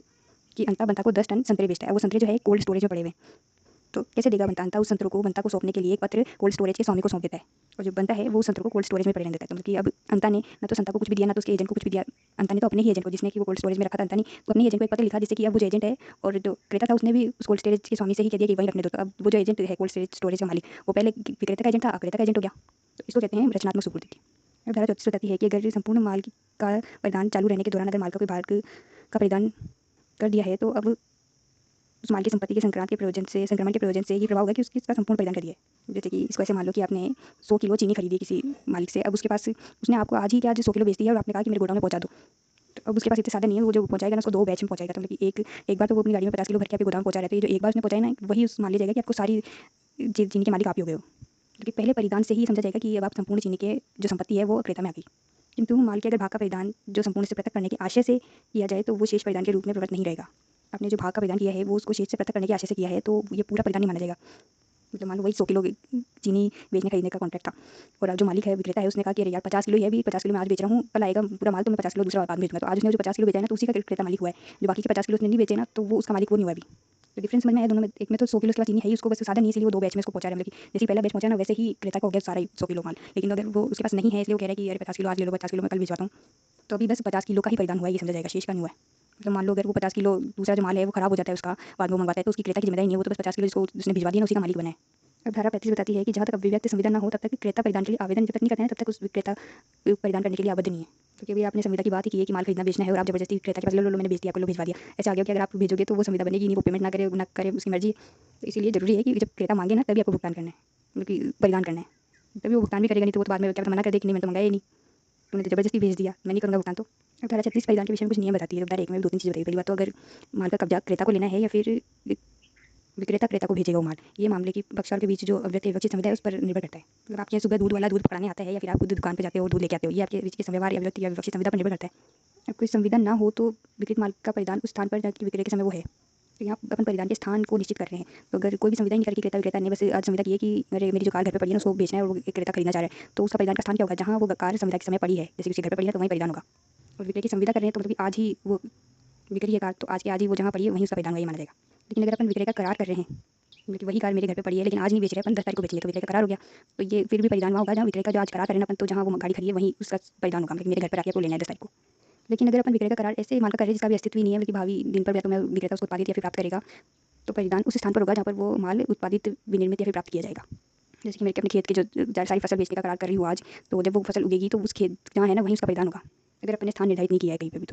तो धारा 1 में तो 2 चीज़ें पता चली कि जो अपनी संविधा है उसके अनुसार ये तो पहली बात ये भी निर्धारित होगी कि क्रेता माल खुद ले जाएगा या फिर विक्रेता माल को उसको पकड़ाएगा। और दूसरी बात ये कि वो जो परिधान का स्थान है वो होगा क्या, ये कैसे निर्धारित किया जाएगा अगर संविधा कुछ नहीं की हुई है तो। अब धारा 2 समय के बारे में बात करती है, मतलब कि अगर विक्रय की संविधा के अधीन क्रेता को माल भेजने के लिए विक्रेता आबद्ध है, मतलब विक्रेता का दायित्व है कि वो उस क्रेता को माल भेज दे। अब समय निर्धारित है कि कब भेजना है, तो उसको युक्त समय के अंदर उस माल को भेज देना चाहिए। अब धारा 3 बताती है कि अगर विक्रय के समय जो माल है किसी पर व्यक्ति के कब्जे में है तो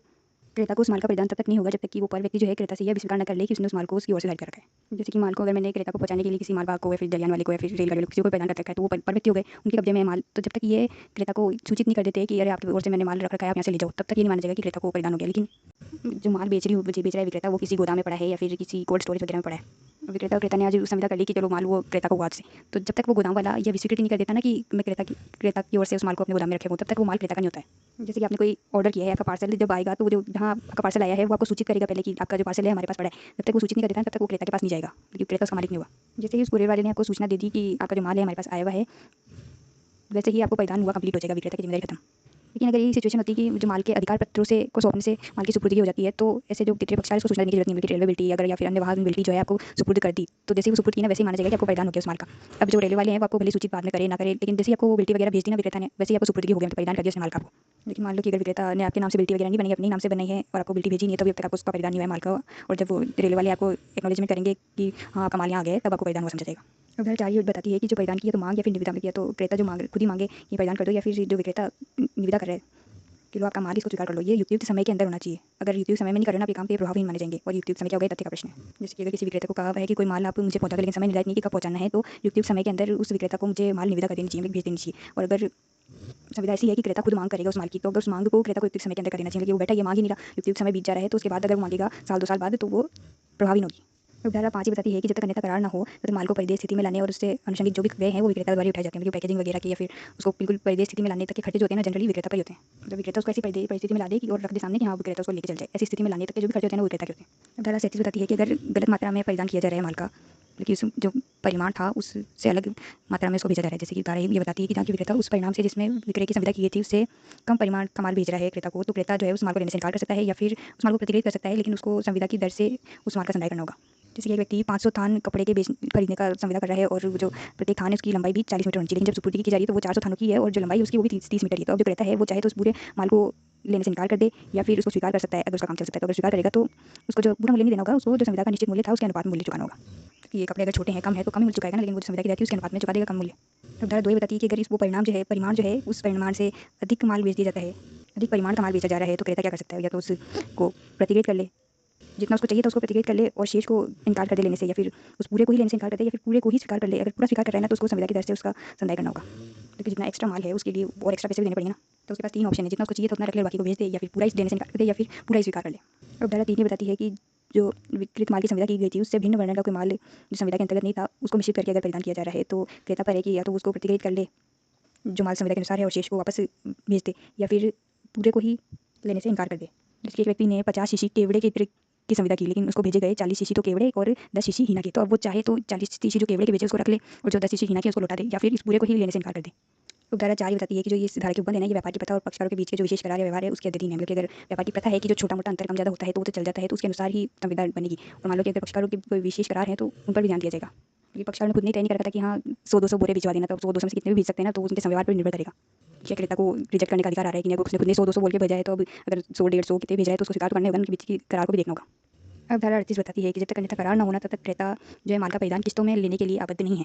जैसे कि 100 किलो अगर कोई चीज़ आपने खरीदी है, तो वो आपको 100 किलो ही विक्रेता देगा। ये नहीं कि अरे यार 10-10 किलो ले लो धीरे-धीरे। ये करने के लिए आपको आबद्ध नहीं कर सकते। आपको 100 किलो की आज अर्जेंट नीड है, तो आप उससे लोगे, नहीं तो दूसरे विक्रेता के पास जाओगे जो 100 किलो आपको अवेलेबल करा सके। अब धारा 2 बताती है कि अगर मान लो संविधा ऐसी है कि जहाँ परिधान किस्तों में किया जाना है, मतलब कि जो माल है वो किस्तों में ही आपको पहुँचाना है, और आपका जो संदाय है वो भी पृथक-पृथक किस्तों जैसे आएगी ना उसके अनुसार ही पृथक-पृथक किया जाना है। परिधान भी किस्तों में है और भुगतान भी किस्तों में करना है। और ऐसी दशा में अगर विक्रेता जो है एक से अधिक किस्तों का परिधान या तो नहीं कर रहा है, मतलब विक्रेता माल नहीं पहुंचा रहा है जो सही किस्तें हैं उसके अनुसार, और जो भी त्रुटिपूर्ण तरीके से परिधान कर रहा है, मतलब कुछ खराब माल बेच दे रहा है अगली किस्तों में, अथवा जो क्रेता है वो या तो किस्तों का परिधान लेने में ही, जैसे माल भेज रहा है तो क्रेता जो 1-2 किस्तें वो लेने में ही इनकार कर रहा है, या फिर उसके जो किस्तें हैं उनका संदाय करने में व्यतिक्रम कर रहा है। तो अब ये किस्तें लेने देने में अगर कोई भी गड़बड़ी हो रही है, तो उससे पूरी संविदा खत्म होगी, या फिर जो जिस भाग का परिधान लेने देने में गलती कर रहे हो वो अंशतः खत्म होगा। ये पूरा मामले की परिस्थितियों पर निर्भर करता है। एक भी किस्त के भुगतान में या फिर एक भी परिधान के व्यतिक्रम से क्या पूरी संविदा भंग हो जाएगी, या फिर जो पृथक करके भंग किया जाएगा संविदा को, जिनकी जो किस्तें दे दी वो तो सही रहेगी ना, और जो जिसका भंग हो रहा है उसके लिए आप प्रतिकर ले लो। तो ये सब चीज़ें परिस्थितियों पर निर्भर करेगी। जैसे कि एक जगह चीनी की सप्लाई करनी है और उस चीनी का उपयोग किसी शादी या भंडारे में होना है, उसको किस्तों में भेज रहा है, किस्तों में परिधान भी हो रहा है।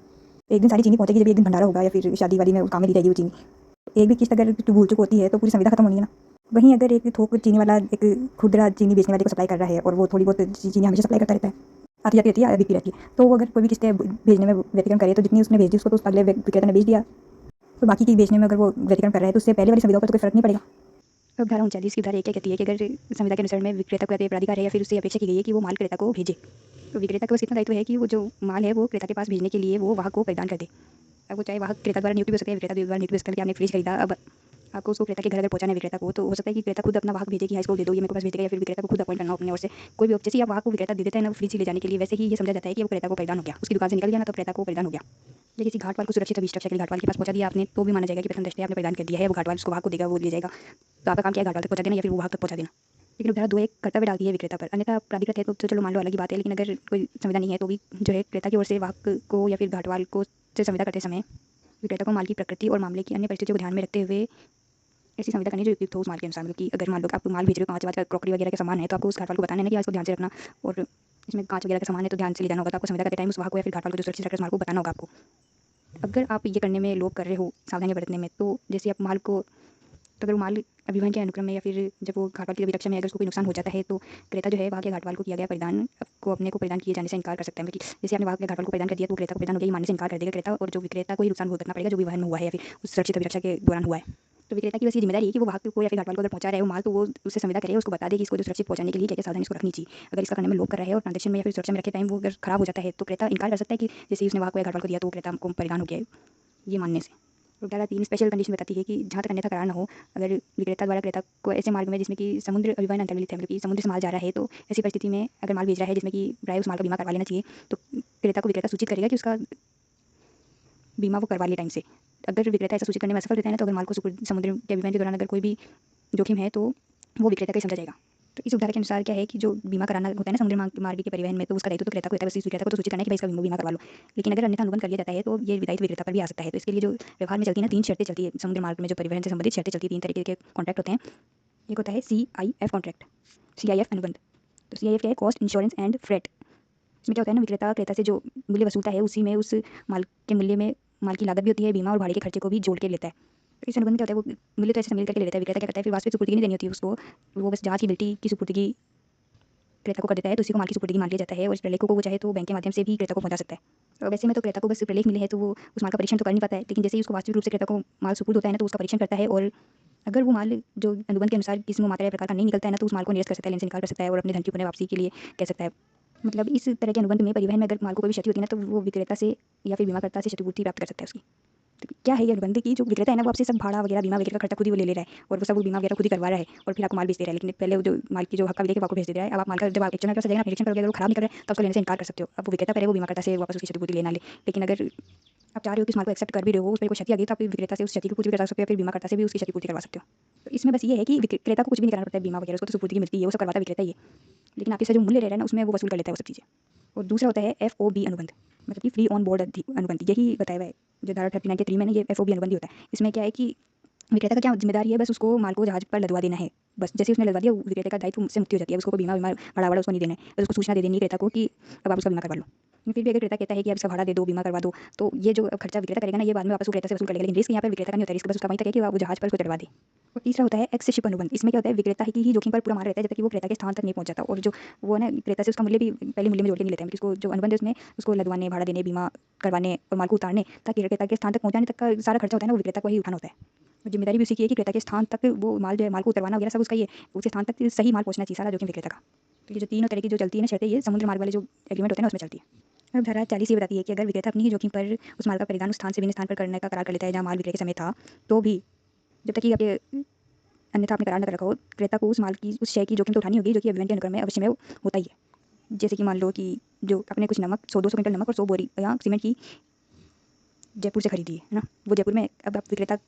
दायित्व ले रहा है कि वो मुंबई का जो क्रेता है वहाँ मुंबई को पहुँचा देगा वो उस माल को। तो जोखिम किसका, विक्रेता का है कि वो मुंबई पहुँचाए। लेकिन अगर इस ट्रांजैक्शन में सामान्य जो भी नुकसान होता है ना माल को, कि वो कोई भी ले जाए मुंबई, तो वो तो क्रेता को उठाना रहता है। लेकिन अगर कोई असामान्य नुकसान हो जाएगा तो उसका जोखिम विक्रेता लेगा। जैसे कि मान लो कि अगर सेव, नमक और सीमेंट ऐसी चीज़ें हैं, तो सेव सूख भी सकता है मुंबई तक जाने में, और नमक और सीमेंट जो है वो थोड़ा रिस भी सकते हैं, सूख भी सकते हैं। तो ये सामान्य क्षति है जो कि होती है, तो ये तो क्रेता को उठानी पड़ेगी। लेकिन अगर कोई अन्यथा अनुबंध कर लेते हैं तो बात अलग है। क्रेता कहे कि भाई मेरे को तो जो आप वहाँ पहुँचाओगे तो सही वाली जो बोरियाँ हैं, जो सही वाली जो सेव है वही लूँगा मैं, तो ये अन्यथा अनुबंध हो गया। लेकिन सामान्य रूल क्या है, जो सामान्य क्षति होगी ना वो क्रेता को उठानी पड़ेगी, अगर विक्रेता ने जिम्मेदारी ली भी है कि वो अपने जोखिम पर आपके स्थान तक पहुँचा रहे हैं माल को। तो अब धारा 41 भी 2 कंडीशन की बात करती है। अगर मान लो कि क्रेता को ऐसा माल पर इज्जत किया जा रहा है जिसकी परीक्षा उसने पहले नहीं की, तो ऐसी दशा में तो ये समझा जाएगा कि वो क्रेता तब तक उस माल का प्रतिग्रहण नहीं करेगा जब तक कि उसको यह विनिश्चय करने के लिए कि वो माल जो संविदा के अनुरूप है या नहीं, परीक्षा करने का उपयुक्त अवसर ना मिल जाए। मतलब कि अगर क्रेता ने माल को पहले कभी नहीं देखा है, तो जब आप उसको दे रहे हो तो वो एक बार तब तक उसको स्वीकार नहीं करेगा जब तक आप उसको देख नहीं दे रहे कि वो संविदा के अनुरूप है कि नहीं। लेकिन धारा 2 ये बताती है कि मान लो उसने संविदा के पहले उस माल को देखा भी है, तो जब तक अन्यथा करार ना हो, अगर विक्रेता उस माल को एक बार प्रेरित कर रहे हैं ना, तो भी क्रेता को अगर वो मांग कर रहा है कि उसको परीक्षण करना है उस माल का, तो विक्रेता को ऐसा उपयुक्त अवसर उसको देना पड़ेगा कि वो संविदा के अनुरूप है या नहीं। लेकिन कोई अन्यथा ही करा रहे हैं कि बस क्रेता ने तो कहा है कि पहुंचा दो मैं उतरवा लूँगा खुद ही, मेरे को नहीं करना इसका परीक्षण, उसको बस उतरवा देना, तो बात ही अलग है। लेकिन जनरल रूल यही है कि एक बार आपको जो अगर परिवर्तित किया जा रहा है, माल आपको पहुंचाया जा रहा है, तो एक बार निरीक्षण का अवसर दो क्रेता को अगर मांग कर रहा है तो। अब धारा 42 बताती है कि अगर विक्रेता ने माल को परिवर्तित किया क्रेता को, तो कब समझा जाएगा कि उस माल को क्रेता ने स्वीकार कर लिया है। तो पहला तो है या तो क्रेता खुद ही उसको विक्रेता को सूचित कर ले कि हाँ मैंने माल प्रतिग्रहित कर लिया है, या फिर वो जो क्रेता है उस माल को का परिधान लेकर कुछ ऐसा कर दे उस माल के संबंध में कोई ऐसा कार्य जिससे कि विक्रेता के स्वामित्व से असंगत हो जाए। वो तो मान लो माल को उसने लिया और दूसरे को वापस बेच दिया, या फिर उसको गिरवी रख दिया, या फिर काम में ले लिया अपने, तो मान लिया जाएगा ना कि उसने प्रतिग्रहित कर लिया। अब यह ना तो उसने सूचित किया है ना तो कोई कार्य किया उस माल के लिए, तो अगर वो उससे माल उसको पैदा किया और वो उसके वहाँ पड़ा ही है, उपयुक्त समय बीत जाने के बाद भी उसने सूचित ही नहीं किया विक्रेता को कि हमने प्रतिक्रिया कर लिया, तो ये भी मान लिया जाएगा कि उसने उसको स्वीकार कर लिया। अब धारा 43 बताती है कि जो क्रेता है वो प्रतिक्षेपित माल को वापस करने के लिए आबद्ध नहीं है। मतलब कि मान लो अगर विक्रेता ने माल उसको पहुंचाया क्रेता को और वो माल जैसे माल मंगाया था उसके अनुरूप नहीं है या फिर जिस मात्रा में उसने मंगाया था उससे कम ज़्यादा है और माल या फिर माल पसंदगी के अनुसार बेचा जाता है कि आपको पसंद है तो रखना, तो क्रेता अगर उस माल को स्वीकार नहीं कर रहा है उसका अधिकार है उसको स्वीकार न करने का। मतलब गलती से गलत कारण से अगर वो स्वीकार नहीं कर रहा है, वो सही माल है फिर भी वो स्वीकार नहीं कर रहा है तो वो भंग कर रहा है, लेकिन अगर उसका अधिकार है उस माल को प्रतिक्रिया नहीं करने का किसी भी कारण से, या तो वो सही नहीं है या क्षतिग्रस्त है किसी भी कारण से, अगर उसका अधिकार है उसको प्रतिक्रिया नहीं करने का, तो अब वो आबद्ध नहीं है कि वो आप विक्रेता के पास उस माल को वापस ले जाके उसको दे, बस उसको ये सूचना करना ही पर्याप्त है कि उसने उस माल को प्रतिक्रिया नहीं किया है। लेकिन जरूरी है कि उसको उस माल को प्रतिक्रिया नहीं करने का अधिकार भी होना चाहिए। अगर वो उसको प्रतिक्रिया नहीं करके संविदा का भंग कर रहा है तब तो उसका दायित्व बन जाएगा, उस पर वाद लाएगा विक्रेता संविदा भंग का। जैसे अगर पसंदगी पर भेजा हुआ है तो जैसे कि आपको अच्छा लगे तो आप उस माल को रखने ऐसा करके विक्रेता ने आपको माल भेजा है, आपको नहीं पसंद आ रहा तो आप बस उसको बता दो कि भाई मेरे को नहीं लेना है माल, तो बस इतना काफ़ी है, आपको उस माल को वापस विक्रेता के पास लौटाने की आपको जरूरत नहीं है, वो खुद ले जाएगा। तो वही बात धारा 44 में बताई हुई है कि अगर विक्रेता माल का परिधान करने को तैयार रजामंद है और क्रेता को परिधान करने की प्रार्थना कर रहा है और वो जो क्रेता है उस प्रार्थना के पश्चात उपयुक्त समय के अंदर उस माल को परिधान नहीं ले रहा है, तो अब अगर विक्रेता को ऐसा परिधान लेने से कोई भी हानि हो रही है या फिर उस माल की जो देख रेख और अभिरक्षा के लिए उपयुक्त जो भी प्रभार है वो क्रेता को चुकाने होंगे, क्योंकि यहाँ कोई क्रेता को अधिकार नहीं है कि वो उस माल को रिजेक्ट करने का कोई अधिकार नहीं आ रहा है। वो सही माल है उसको प्रतिक्रिया करने से वो इनकार कर रहा है, परिधान लेने से इनकार कर रहा है, उपेक्षा कर रहा है। और परतक में बताया हुआ है कि अगर ऐसा इनकार करना संविदा के निराकरण मतलब कि संविदा के भंग की कोटि में आ रहा है ना, तो ये धारा जो है विक्रेता के अधिकारों पर प्रभाव डालेगी। यहाँ जो बस कह रहे हैं कि वो जो माल को नुकसान हो रहा है वो क्रेता को चुकाना पड़ेगा, तो माल को नुकसान हो रहा है तो वो तो चुकाना पड़ेगा, लेकिन अगर आपके ना स्वीकार करने से ना परिधान लेने से अगर संविदा भंग हो रही है तो संविदा भंग के लिए जो क्या विक्रेता के पास है ना वो भी यूज़ करेगा आपके खिलाफ। अध्याय 5 है माल के असंगत विक्रेता के अधिकार। असंगत विक्रेता कौन होता है? जिसके पास कोई माल बिका हुआ पड़ा है लेकिन उसका भुगतान नहीं कर रहा है क्रेता। तो एक असंगत विक्रेता के पास दो अधिकार होते हैं, एक तो माल के विरुद्ध अधिकार कि उस माल के को अपने पास रख सकता है, उसको बेच सकता है वगैरह कर सकता है, उस माल के विरुद्ध अधिकार, और एक होता है क्रेता के विरुद्ध अधिकार, तो वो उस पर वाद आके सब मूल्य वसूल कर सकता है। तो धारा 45 बताती है कि अगर कोई विक्रेता है उसको असंगत विक्रेता तब समझेंगे जबकि पहला तो जब उसको जो पूरी कीमत थी उस माल की वो संगत या निवेदक नहीं की गई, जितनी भी कीमत देना तय की गई थी उतनी या तो उसको संगत कर दो या निवेदक मतलब कि कोई विनिमय साध्य विधेयक वगैरह बनाकर उसको तसल्ली तो दो कि हाँ पूरी कीमत उसको मिलेगी। या दूसरा है कि जब विक्रेता को कोई विनिमय पत्र या अन्य कोई प्रकार में लिखत दिया तो गया सशर्त संदाय के रूप में। तो सशर्त संदाय मतलब कि जैसे कि आपको वो लिखत मिला है, आपको उसने क्रेता ने शर्त लगाई कि भाई आप जैसे ही माल वगैरह दे दोगे तब ये लिखत आपका हो जाएगा, आप उसको भुगतान प्राप्त करने का अधिकार हो जाएगा, ऐसे सशर्त क्रेता ने आपको विनिमय साध्य विलेख दिया, लेकिन वो जो विलेख है वो खुद ही उसका अनादरण हो गया इसके कारण, या अन्यथा वो शर्त पूरी नहीं हुई हो। इन शॉर्ट क्या कहना चाह रहा है, आपको कोई विनिमय पत्र या फिर अन्य विनिमय साध्य विलेख प्रकार में लिखत दिया क्रेता ने, लेकिन वो जो है अनादृत हो गया। जबकि अगर विनिमय पत्र था तो जिसके ऊपर वो लिखा हुआ था उसको स्वीकार न करे तो वो अनादृत हो गया, अब तो भुगतान कौन करेगा? या कोई क्रेता के पास कोई भी चेक वगैरह या फिर वचन पत्र वगैरह था वो खुद ही कंडीशनल था, मतलब अगर क्रेता किसी दूसरी पार्टी को उसके लिए कोई माल वगैरह बेचता तब उसको पेमेंट मिलता, अब वो खुद ही क्रेता नहीं बेच रहा है, वो शर्त नहीं पूरी कर रहा है, तो अब आपको कहाँ से उस वचन पत्र का या फिर चेक का पेमेंट मिलेगा? फिर कोई गारंटी के रूप में उसके पास वो चेक था वो अनादृत हो रहा है और उसने वो चेक आपको पकड़ा दिया तो वो आपका भी अनादृत हो गया। किसी भी रूप में कैसे भी आपको कोई परिणाम में लिखत क्रेता ने पकड़ाया और वो अनादृत हो गया तो आप अदृत विक्रेता बन गए हो। उपधारा 2 बताती है कि इस अध्याय के लिए जो है विक्रेता पद के अंतर्गत ऐसा व्यक्ति सम्मिलित है जो कि विक्रेता की स्थिति में, जैसे कि विक्रेता का वो अभिकर्ता जिसके नाम से वहन पत्र प्रश्नांकित किया हुआ है, क्योंकि कोई जहाज वगैरह की बिल्टी वगैरह अगर उसने एजेंट के नाम से बना दी विक्रेता ने तो अब वो एजेंट भी विक्रेता बन गया, तो वो एजेंट उस बिल्टी को क्रेता के नाम से भी ट्रांसफर करेगा जब उसका पेमेंट वगैरह नहीं मिले, तो वो भी मतलब कि एजेंट भी अदृत विक्रेता हो सकता है। या फिर वो जो व्यक्ति वो कोई पारिश्रमिक या फिर अभिकर्ता है जिसने स्वयं खुद कीमत देती है, मतलब कि कोई विक्रेता का एजेंट या कंसाइनी वगैरह है जो कि कहीं बाहर बेचता है विक्रेता के माल और उसने जो माल बेचे उसके लिए जो भी कीमत वगैरह होती है उसको अपने मालिक को भेजनी रहती है, उसने पहले भेज दी, तो अब वो जो एजेंट है ना वो खुद अदृत विक्रेता के रूप में कार्य करेगा और क्रेता से वसूल कर सकेगा उसको। जो व्यक्ति जो है वो कीमत के लिए सीधे उत्तरदायी है, उस एजेंट ने खुद ने उत्तरदायित्व ले लिया हो कि अरे ये कस्टमर तो मेरा था ना, मैं इससे वसूल कर लूंगा मालिक से, तो वो अगर खुद ही उत्तरदायी है उस कीमत के लिए मालिक के प्रति। मालिक तो खुद एक माल ऐसा कह रहा था कि उसको मैं बेचना वो फर्जी आदमी है, लेकिन अगर एजेंट खुद ले ले इनिशिएटिव कि नहीं वो अगर पेमेंट नहीं करेगा तो मैं खुद वसूल करूँगा, तो ऐसे उसने कीमत के लिए खुद उत्तरदायित्व ले लिया है, तो वो एजेंट भी विक्रेता हो जाएगा, अदृत विक्रेता। अब धारा 46 बताती है कि असंगत विक्रेता के अधिकार क्या क्या है माल के विरुद्ध। तो पहला तो है इस अधिनियम में तत्सम प्रवर्त किसी विधि में जो उपबंध है उसके अधीन रहते हुए इस बात की होते हुए कि माल की जो संपत्ति है वो क्रेता में अंतरित हो चुकी है, क्योंकि माल का मालिक अब क्रेता हो चुका है, लेकिन फिर भी अगर माल असंगत विक्रेता की, तो भी माल का जो असंगत विक्रेता है वो उस नाते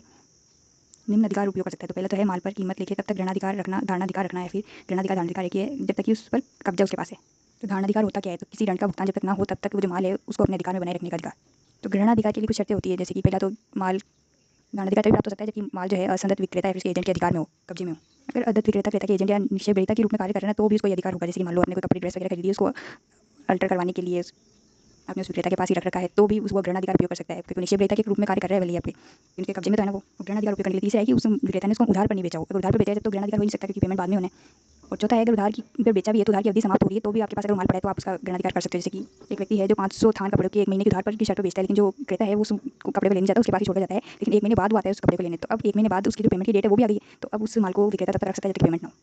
और पांचवा क्या हो सकता है कि मान लो कि क्रेता भुगतान करने से पहले दिवालिया हो गया है लेकिन जो माल है अभी विक्रेता के पास पड़ा है तो विक्रेता ग्रहणाधिकार का उपयोग कर सकता है उसको। छठा है कि अगर आंशिक परिधान कर दिया मतलब आधा माल आपने बेच दिया है तो भी आप उस विशेष माल पर ग्रहणाधिकार रख सकते हो, लेकिन ये बात जरूरी है कि अपना सिर्फ ग्रहणाधिकार मूल्य के लिए रख सकते हो, लेकिन उस माल की सुरक्षा वगैरह के लिए ब्याज वगैरह के लिए अगर आपने कोई खर्चा वगैरह किया भी है तो भी आप उस खर्चे के लिए नहीं रख सकते हो, जो मूल्य था ना उसके लिए ग्रहणाधिकार रख सकते हो। और ये जो ग्रहणाधिकार है ये अविभाज्य अधिकार है, मतलब कि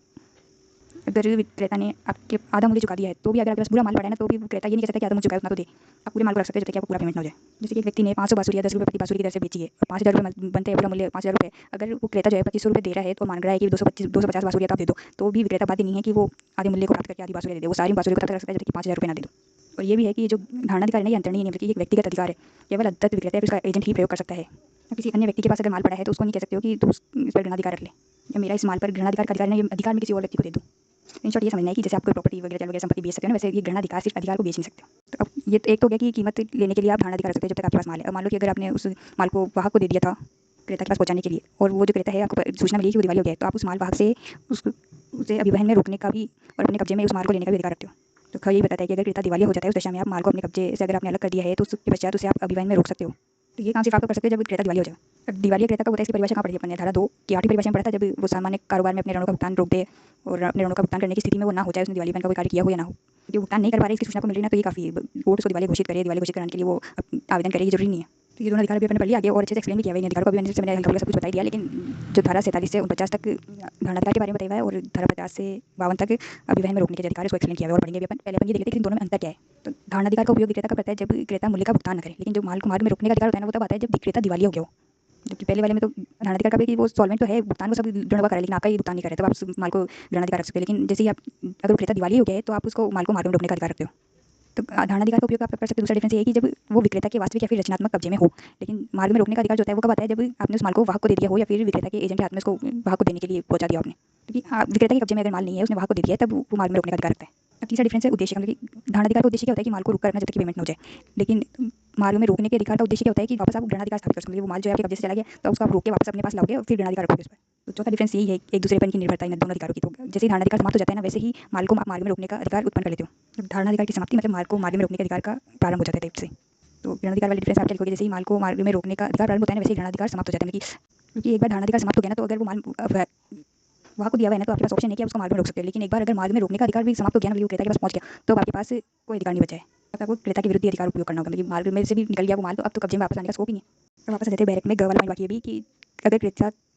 तीसरा अधिकार है पुनर्विक्रय का अधिकार, जैसा कि इस अधिनियम में परिसीमित है। पुनर्विक्रय का अधिकार इसके लिए भी आगे प्रावधान किए हुए हैं धारा 54 में, इसको और विस्तार से बताया हुआ है। तो विक्रेता के पास माल तो आ गया, चलो मान लो उसने या तो उसके पास ही था तो उसने धारणाधिकार रखा हुआ है, या फिर मार्ग में था तो उसने उसको रोक कर वापस ले लिया है, अब उसके अधिकार में आ गया। अभी विक्रेता पेमेंट नहीं कर रहा है, तो तीसरा उपचार उस माल के विरुद्ध विक्रेता का क्या है कि उसको वापस पुनर्विक्रय कर दे। लेकिन उसके लिए भी कुछ कंडीशन वगैरह नीचे बताई हुई है कि वो कैसे करेगा विक्रय, वो धारा 54 में बताया हुआ है। तो धारा 1 में तो अपन क्या बताया कि जब माल का जो संपत्ति है वो क्रेता में अंतरित हो गई, लेकिन अगर धारा 2 ये बताती है कि अगर संपत्ति क्रेता में अंतरित नहीं हो, अभी मालिक भी नहीं बनाए, जैसे अपन ऊपर रूल पढ़ के है ना, उसके अनुसार कहीं से भी अभी क्रेता मालिक नहीं बनाया उस माल का, तो भी अगर असंगत विक्रेता है तो उसको अन्य उपचार चाहिए कि वो पेमेंट नहीं कर रहा है, तो आप जो विक्रय का संविदा उसका भंग का माल ले आओ, क्योंकि अभी तो संपत्ति भी क्रेता में नहीं गई है। तो और कोई अधिकार है ना क्रेता के विरुद्ध आपके, उसको तो उसके अतिरिक्त आपको उस माल के परिधान को विधारित करने का, उसको वापस ना देने का, माल को जब तक कि पैसे ना जाए। तो ये परिधान को विधान करने का अधिकार इसी तरह का है जैसे कि विक्रेता का धारण अधिकार है, और अगर अभिवहन में माल अगर रास्ते में है तो उसको रोकने का अधिकार है। इसी के समान है आपका ये परिधान को विधारित करने का अधिकार। मतलब धारा 2 ये बताना चाह रही है कि अगर संपत्ति क्रेता में अंतरित नहीं भी हुई है तो भी आप ये अधिकार उपयोग कर सकते हो, ऐसे ही जैसे कि संपत्ति का अंतरण क्रेता को हो गया। अन्य उपचार जो आपके पास है उसका भी उपयोग कर सकते हो आप। तो अपन आगे बढ़ते हैं असंगत विक्रेता का धारण अधिकार, मतलब जो क वाला था इसको एक्सप्लेन करते हैं। तो धारा 47 की धारा 1 बताती है कि जो एक विक्रेता है वो कब अगर उसके माल का उसके पास कब्जा है तो उस कब्जे को निर्धारित करने का अधिकार रखता है जब तक कि उसका कीमत को संदाय निवेदन नहीं कर दिया जाता। तो पहला तो है अगर वो विक्रय उधार पर नहीं किया गया हो, है ना, तो धारणाधिकार के लिए पहली कंडीशन तो है कि आपने उधार पर नहीं विक्रय किया हो। अगर उधार पर बेचा है तो फिर ऋणाधिकार किस बात का, उसको पहले माल देना ही आपको। अब दूसरा बताया हुआ है कि अगर आपने उधार पर बेचा भी है तो वो जो उधार की अवधि है उसका अवसान हो गया, वो पहले मैंने एग्जाम्पल पढ़ लिया था। वो अवधि के अवसान होने के बाद भी अगर माल के अभी कब्जे में हो तो आप उसको रख सकते हो। और तीसरा है कि आपने वो आपका माल के पास आपका माल पर आपका कब्जा है और आपको सूचना मिलेगी क्रेता दिवालिया हो गया, तो अब आप माल थोड़ा दोगे उसको अगर आपको पूरा पेमेंट नहीं मिला तो। और धारा 2 ये बताती है कि जो विक्रेता है अपने धारणाधिकार का प्रयोग ये बात के होते हुए भी कर सकता है कि माल पर उसका कब्जा उसके क्रेता के अभिकर्ता या फिर उपनीति के रूप में। जैसे कि मान लो क्रेता आपको विक्रेता को बोल के गया, अरे अभी ना एक मैं इस माल को और वापस बेचना चाह रहा है क्रेता, तो वो आपको कह के जा रहा है कि आप इसी को यहीं रखे रहो, 2-4 दिन में मेरा जो यहीं किसी को मेरे को वापस बेचना है वो यहाँ से ले जाएगा। तो आप एजेंट की तरह उसको 2-4 दिन रखोगे, या फिर आपको कोई कार्य करने के लिए उस माल को रखे गए, जैसे कि उसने कोई सोफे वगैरह खरीदे और आपको कह रहा है कि इसके ऊपर कवर ववर लगा के आप फिर मेरे को बेचना, तो आप निश्चय भी था उस पर कवर लगवाओगे। किसी भी तरीके से आपके पास वो माल पड़ा है ना भाई, एजेंट के रूप में चाहे निश्चय के रूप में, तो भी आप उसका ऋणाधिकार रख सकते हो जब तक आपको भुगतान नहीं मिल जाता उसका। या आपके एजेंट ऐसे हो कि वो कह रहा है कि अरे मेरे को ना इसको मैंने वाहक वगैरह को तो लगवा दिया है, लेकिन आप इस सोफे को आप एजेंट की तरह उस गाड़ी में लगवा देना, तो आपको एजेंट बना रखा उसने। धारा 38 बताती है कि अगर असंगत विक्रेता ने माल का भागी परिधान कर भी दिया है तो भी वो शेष माल का धारणाधिकार रख सकता है, जब तक कि परिधान की जो परिस्थिति है वो ये ना बताती हो कि जो विक्रेता है उसने अपने धारणाधिकार का अभित्यजन करने वाला कोई करार कर लिया है। जैसे कि एक व्यक्ति ने 100 गांठें रुई की बेचने का संविदा की, 75 गांठें उसने भिजवा दी। अब उसको पता चल रहा है कि क्रेता तो पेमेंट नहीं करने वाला, तो वो 25 गांठें रख सकता है अपने पास, क्योंकि यहाँ से दिख नहीं रहा है कि उसको पूरी गांठें बेचनी थी, उसका ऐसा कोई करार नहीं था। तो वो करार करके अपने धारणाधिकार का परित्याग कैसे कर सकता है? जैसे कि क्रेता है वो विक्रेता की सहमति से उस रुई की गांठों को पुनः विक्रय कर रहा है, और जो विक्रेता है उसने खुद ने ये दायित्व ले लिया कि वो जो पुनः क्रेता है ना क्रेता का, उसको पूरा माल भिजवा देगा। अब जो मेन क्रेता अगर पेमेंट ना करे तो अब आपने तो दायित्व ले लिया करार करके कि मैं वो जो अगला क्रेता है उसको माल भिजवा रहा हूँ, और जो क्रेता था आपका आपकी सहमति से उसने पुनः विक्रय किया है, तो आपने ऐसा करार कर लिया ना जहाँ पे अपने अपने धारणाधिकार का खुद ही परित्याग कर दिया। अब आप उस आधे माल को रोक के नहीं रख सकते हो, आपको क्रेता से जो भी वाद वगैरह करना है करते रहो, लेकिन जो वापस जिसने पुनः क्रय किया ना उस माल को, उसका सभी विश्वास से उसने क्रय किया है, तो उसका अधिकार आप अपने धारणाधिकार से इंटर नहीं कर पाओगे। उदाहरण 50 बताती है कि जो कोई असंबंधित विक्रेता है उसका धारणाधिकार तब वो खो देता है। तो पहला तो है जब वो क्रेता के पास पारित करने के प्रयोजन के लिए माल को अपने बहन के अधिकार को आरक्षित किए बिना ही वाहक को या फिर अन्य उपनीति को परिवर्तित कर देता है। जैसे कि विक्रेता है उसने क्रेता के नाम से ही रेलवे की बिल्टी बना दी और माल को रेलवे को सौंप दिया, तो अब उसका तो अधिकार खत्म, जैसे बिल्टी उस क्रेता के नाम से बनाई, उस विक्रेता का वहन का अधिकार खत्म हो गया उस माल पर। ऐसा एक मामला वल्बी बनाम गिब्सन का था। इसमें क्या था कि एक जहाज पर विक्रेता माल लदवाता है, वो जहाज जो था ना क्रेता का एजेंट था, उस जहाज पर विक्रेता को कंट्रोल नहीं था, वो जहाज जो है क्रेता के एजेंट की तरह काम कर रहा था, तो उस पर उसने माल को लदवा दिया, लेकिन उसमें की पैकिंग में कुछ कमी थी, तो वापस विक्रेता ने उसको उतरवाया, उसको वापस रैपिंग कराया। इतने में उसको पता चला कि जो क्रेता था वो दिवालिया हो गया। तो अब वो जो विक्रेता है ना उस माल को रोक कर नहीं रख सकता है, उसको अब उस जहाज को जो एजेंट था क्रेता का उसको लौटाना ही पड़ेगा। तो मतलब उसने भले माल वाहक को ही दिया है अभी, लेकिन वो जो वाहक है वो खुद क्रेता का एजेंट है, और जो विक्रेता है उसने अपने अधिकार को सुरक्षित ही नहीं किया उस माल पर। और दूसरा है क्रेता अथवा उसका एजेंट माल पर कब्जा विधिपूर्वक अभिप्राप्त अगर कर लेता है, तो वैसे ही आपका धारणाधिकार खत्म। एक बार अगर आपने उस माल को क्रेता को या फिर एजेंट को परिदत्त कर दिया और वो विधिपूर्ण तरीके से उन्होंने प्राप्त किया है, तो आपसे वापस छीन के धारणाधिकार नहीं रख सकते। तो ऐसे मामला था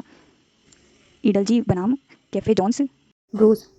इसमें विक्रेता ने एक पुराना रेफ्रिजरेटर क्रेता को 5,000 रुपये में बेचा, और बाद में उस रेफ्रिजरेटर को मरम्मत की जरूरत लगी, तो उसको वापस जो क्रेता है वो विक्रेता के पास लेके आया। तो जो विक्रेता है वो उस मरम्मत करने के दौरान 2 पार्ट्स उसमें फ्रिज के निकाल लेता है और कहता है कि ये पार्ट्स मैं तभी दूंगा जब आप मेरे को जो रेफ्रिजरेटर का मूल्य दोगे। तो ऐसे विक्रेता ऋणाधिकार नहीं रख सकता है। एक बार उसने अगर वैधानिक रूप से उस माल की सुपुर्दगी दे दी थी, तो एक बार आपके ऋणाधिकार खत्म हुआ तो वापस पुनः जीवित नहीं हो सकता है, वापस आपके पास माल आ गया किसी भी तरीके से। अब तीसरा है गम है कि अगर विक्रेता जो है अपने इस अधिकार का अगर अभित्यजन करता है, परित्याग कर देता है, तो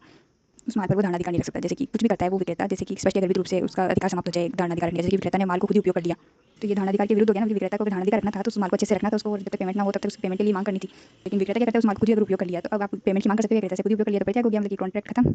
और अगर आपने माल का विक्रय कर दिया वापस दूसरे को, तो आपका धारणाधिकार खत्म। विक्रेता क्या करे, तो विक्रेता को तो आप वापस माल लौटा नहीं सकते हो, जब धारणाधिकार रख रहे हो कि ये पेमेंट दे दे तो मैं आपको वापस दे दूँ माल। तो ऐसे ही कुछ कार्य करके विक्रेता अपने जो धारणाधिकार है उसका परित्याग कर देता है, दूसरा कुछ अधिकार उपयोग करता है, लेकिन जो धारणाधिकार है उसको खत्म कर देता है। और उदाहरण 2 ये बताती है कि जो माल का असंगत विक्रेता है अपने धारणाधिकार को इस कारण नहीं खो देता है कि जो माल की कीमत के लिए उसको डिग्री अभी प्राप्त होगी। तो भले ही न्यायालय ने डिग्री दे दी है, विक्रेता भुगतान करेगा, लेकिन फिर भी वो धारणाधिकार रखता है जब तक उसको भुगतान ना मिले। डिग्री आगे इसका मतलब ये नहीं कि आपका धारणाधिकार खत्म, आप तो माल दे दो उसको, भले ही डिग्री के अनुसार दे ना दे क्या पता है, तो आप सिक्योरिटी की तरह रख सकते हो उस माल को भी। अब अपन पढ़ेंगे धारा 46 के दूसरे अधिकार के बारे में, मतलब कि अभिवहन में रोकने माल को। तो धारा 50 बताती है कि इस अधिनियम के बंधन के अधीन रहते हुए अगर माल का क्रेता जो है वो दिवालिया हो गया है, तो अगर असंगत विक्रेता है उसने माल को अपने कब्जे से अलग कर दिया है और अभिवहन में रख दिया है उस माल को, मतलब वो ट्रांजिट में रास्ते में, तो उस माल के अभिवहन को वो रोकने का अधिकार रखता है और उस माल को फिर से अपने कब्जे में रख सकता है जब तक कि कीमत का संदाय निविदा ना हो जाए।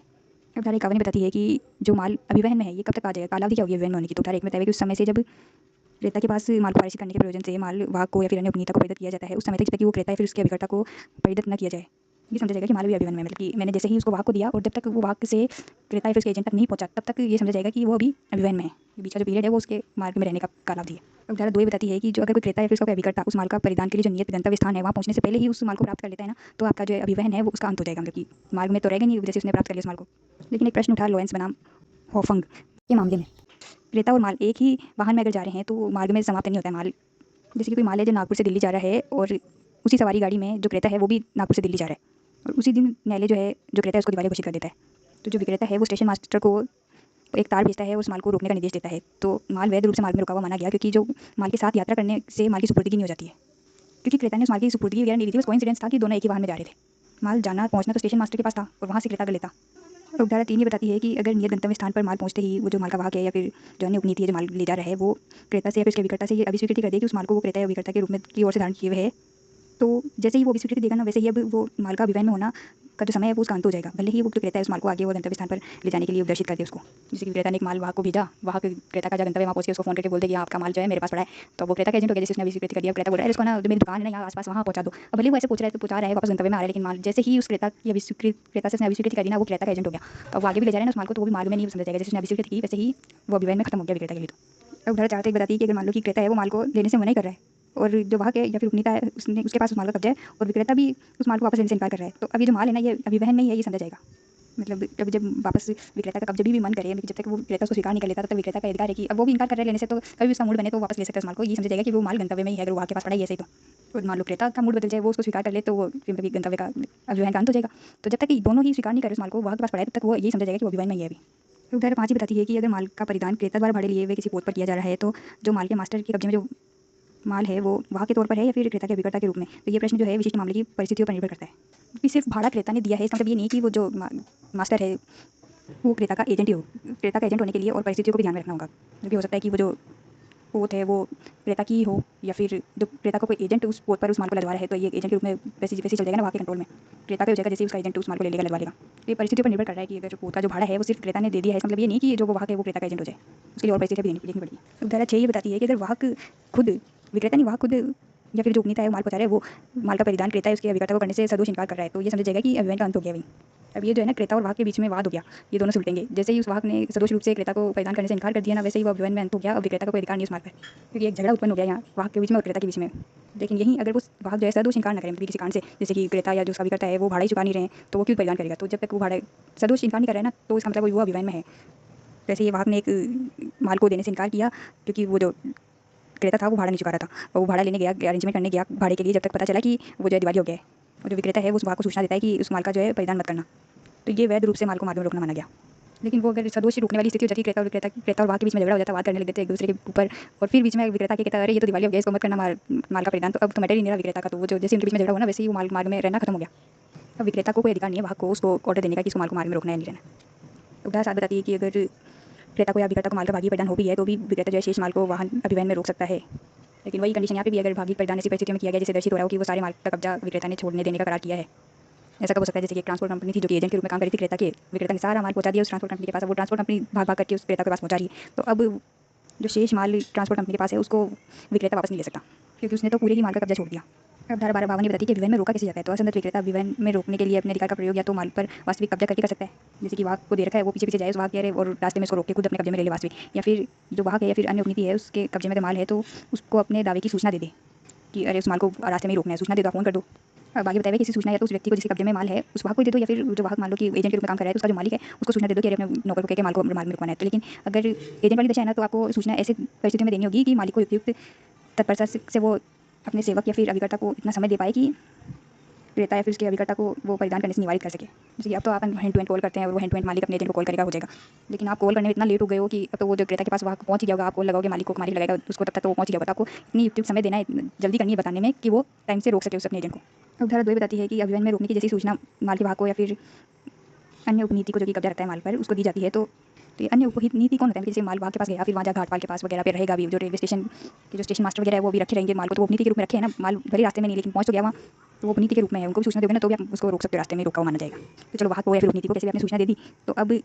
लोग क्या करेंगे, माल का जो प्रति परिधान विक्रेता को या फिर उसके नीचे अनुसार का कोई एजेंट वगैरह को कर देंगे,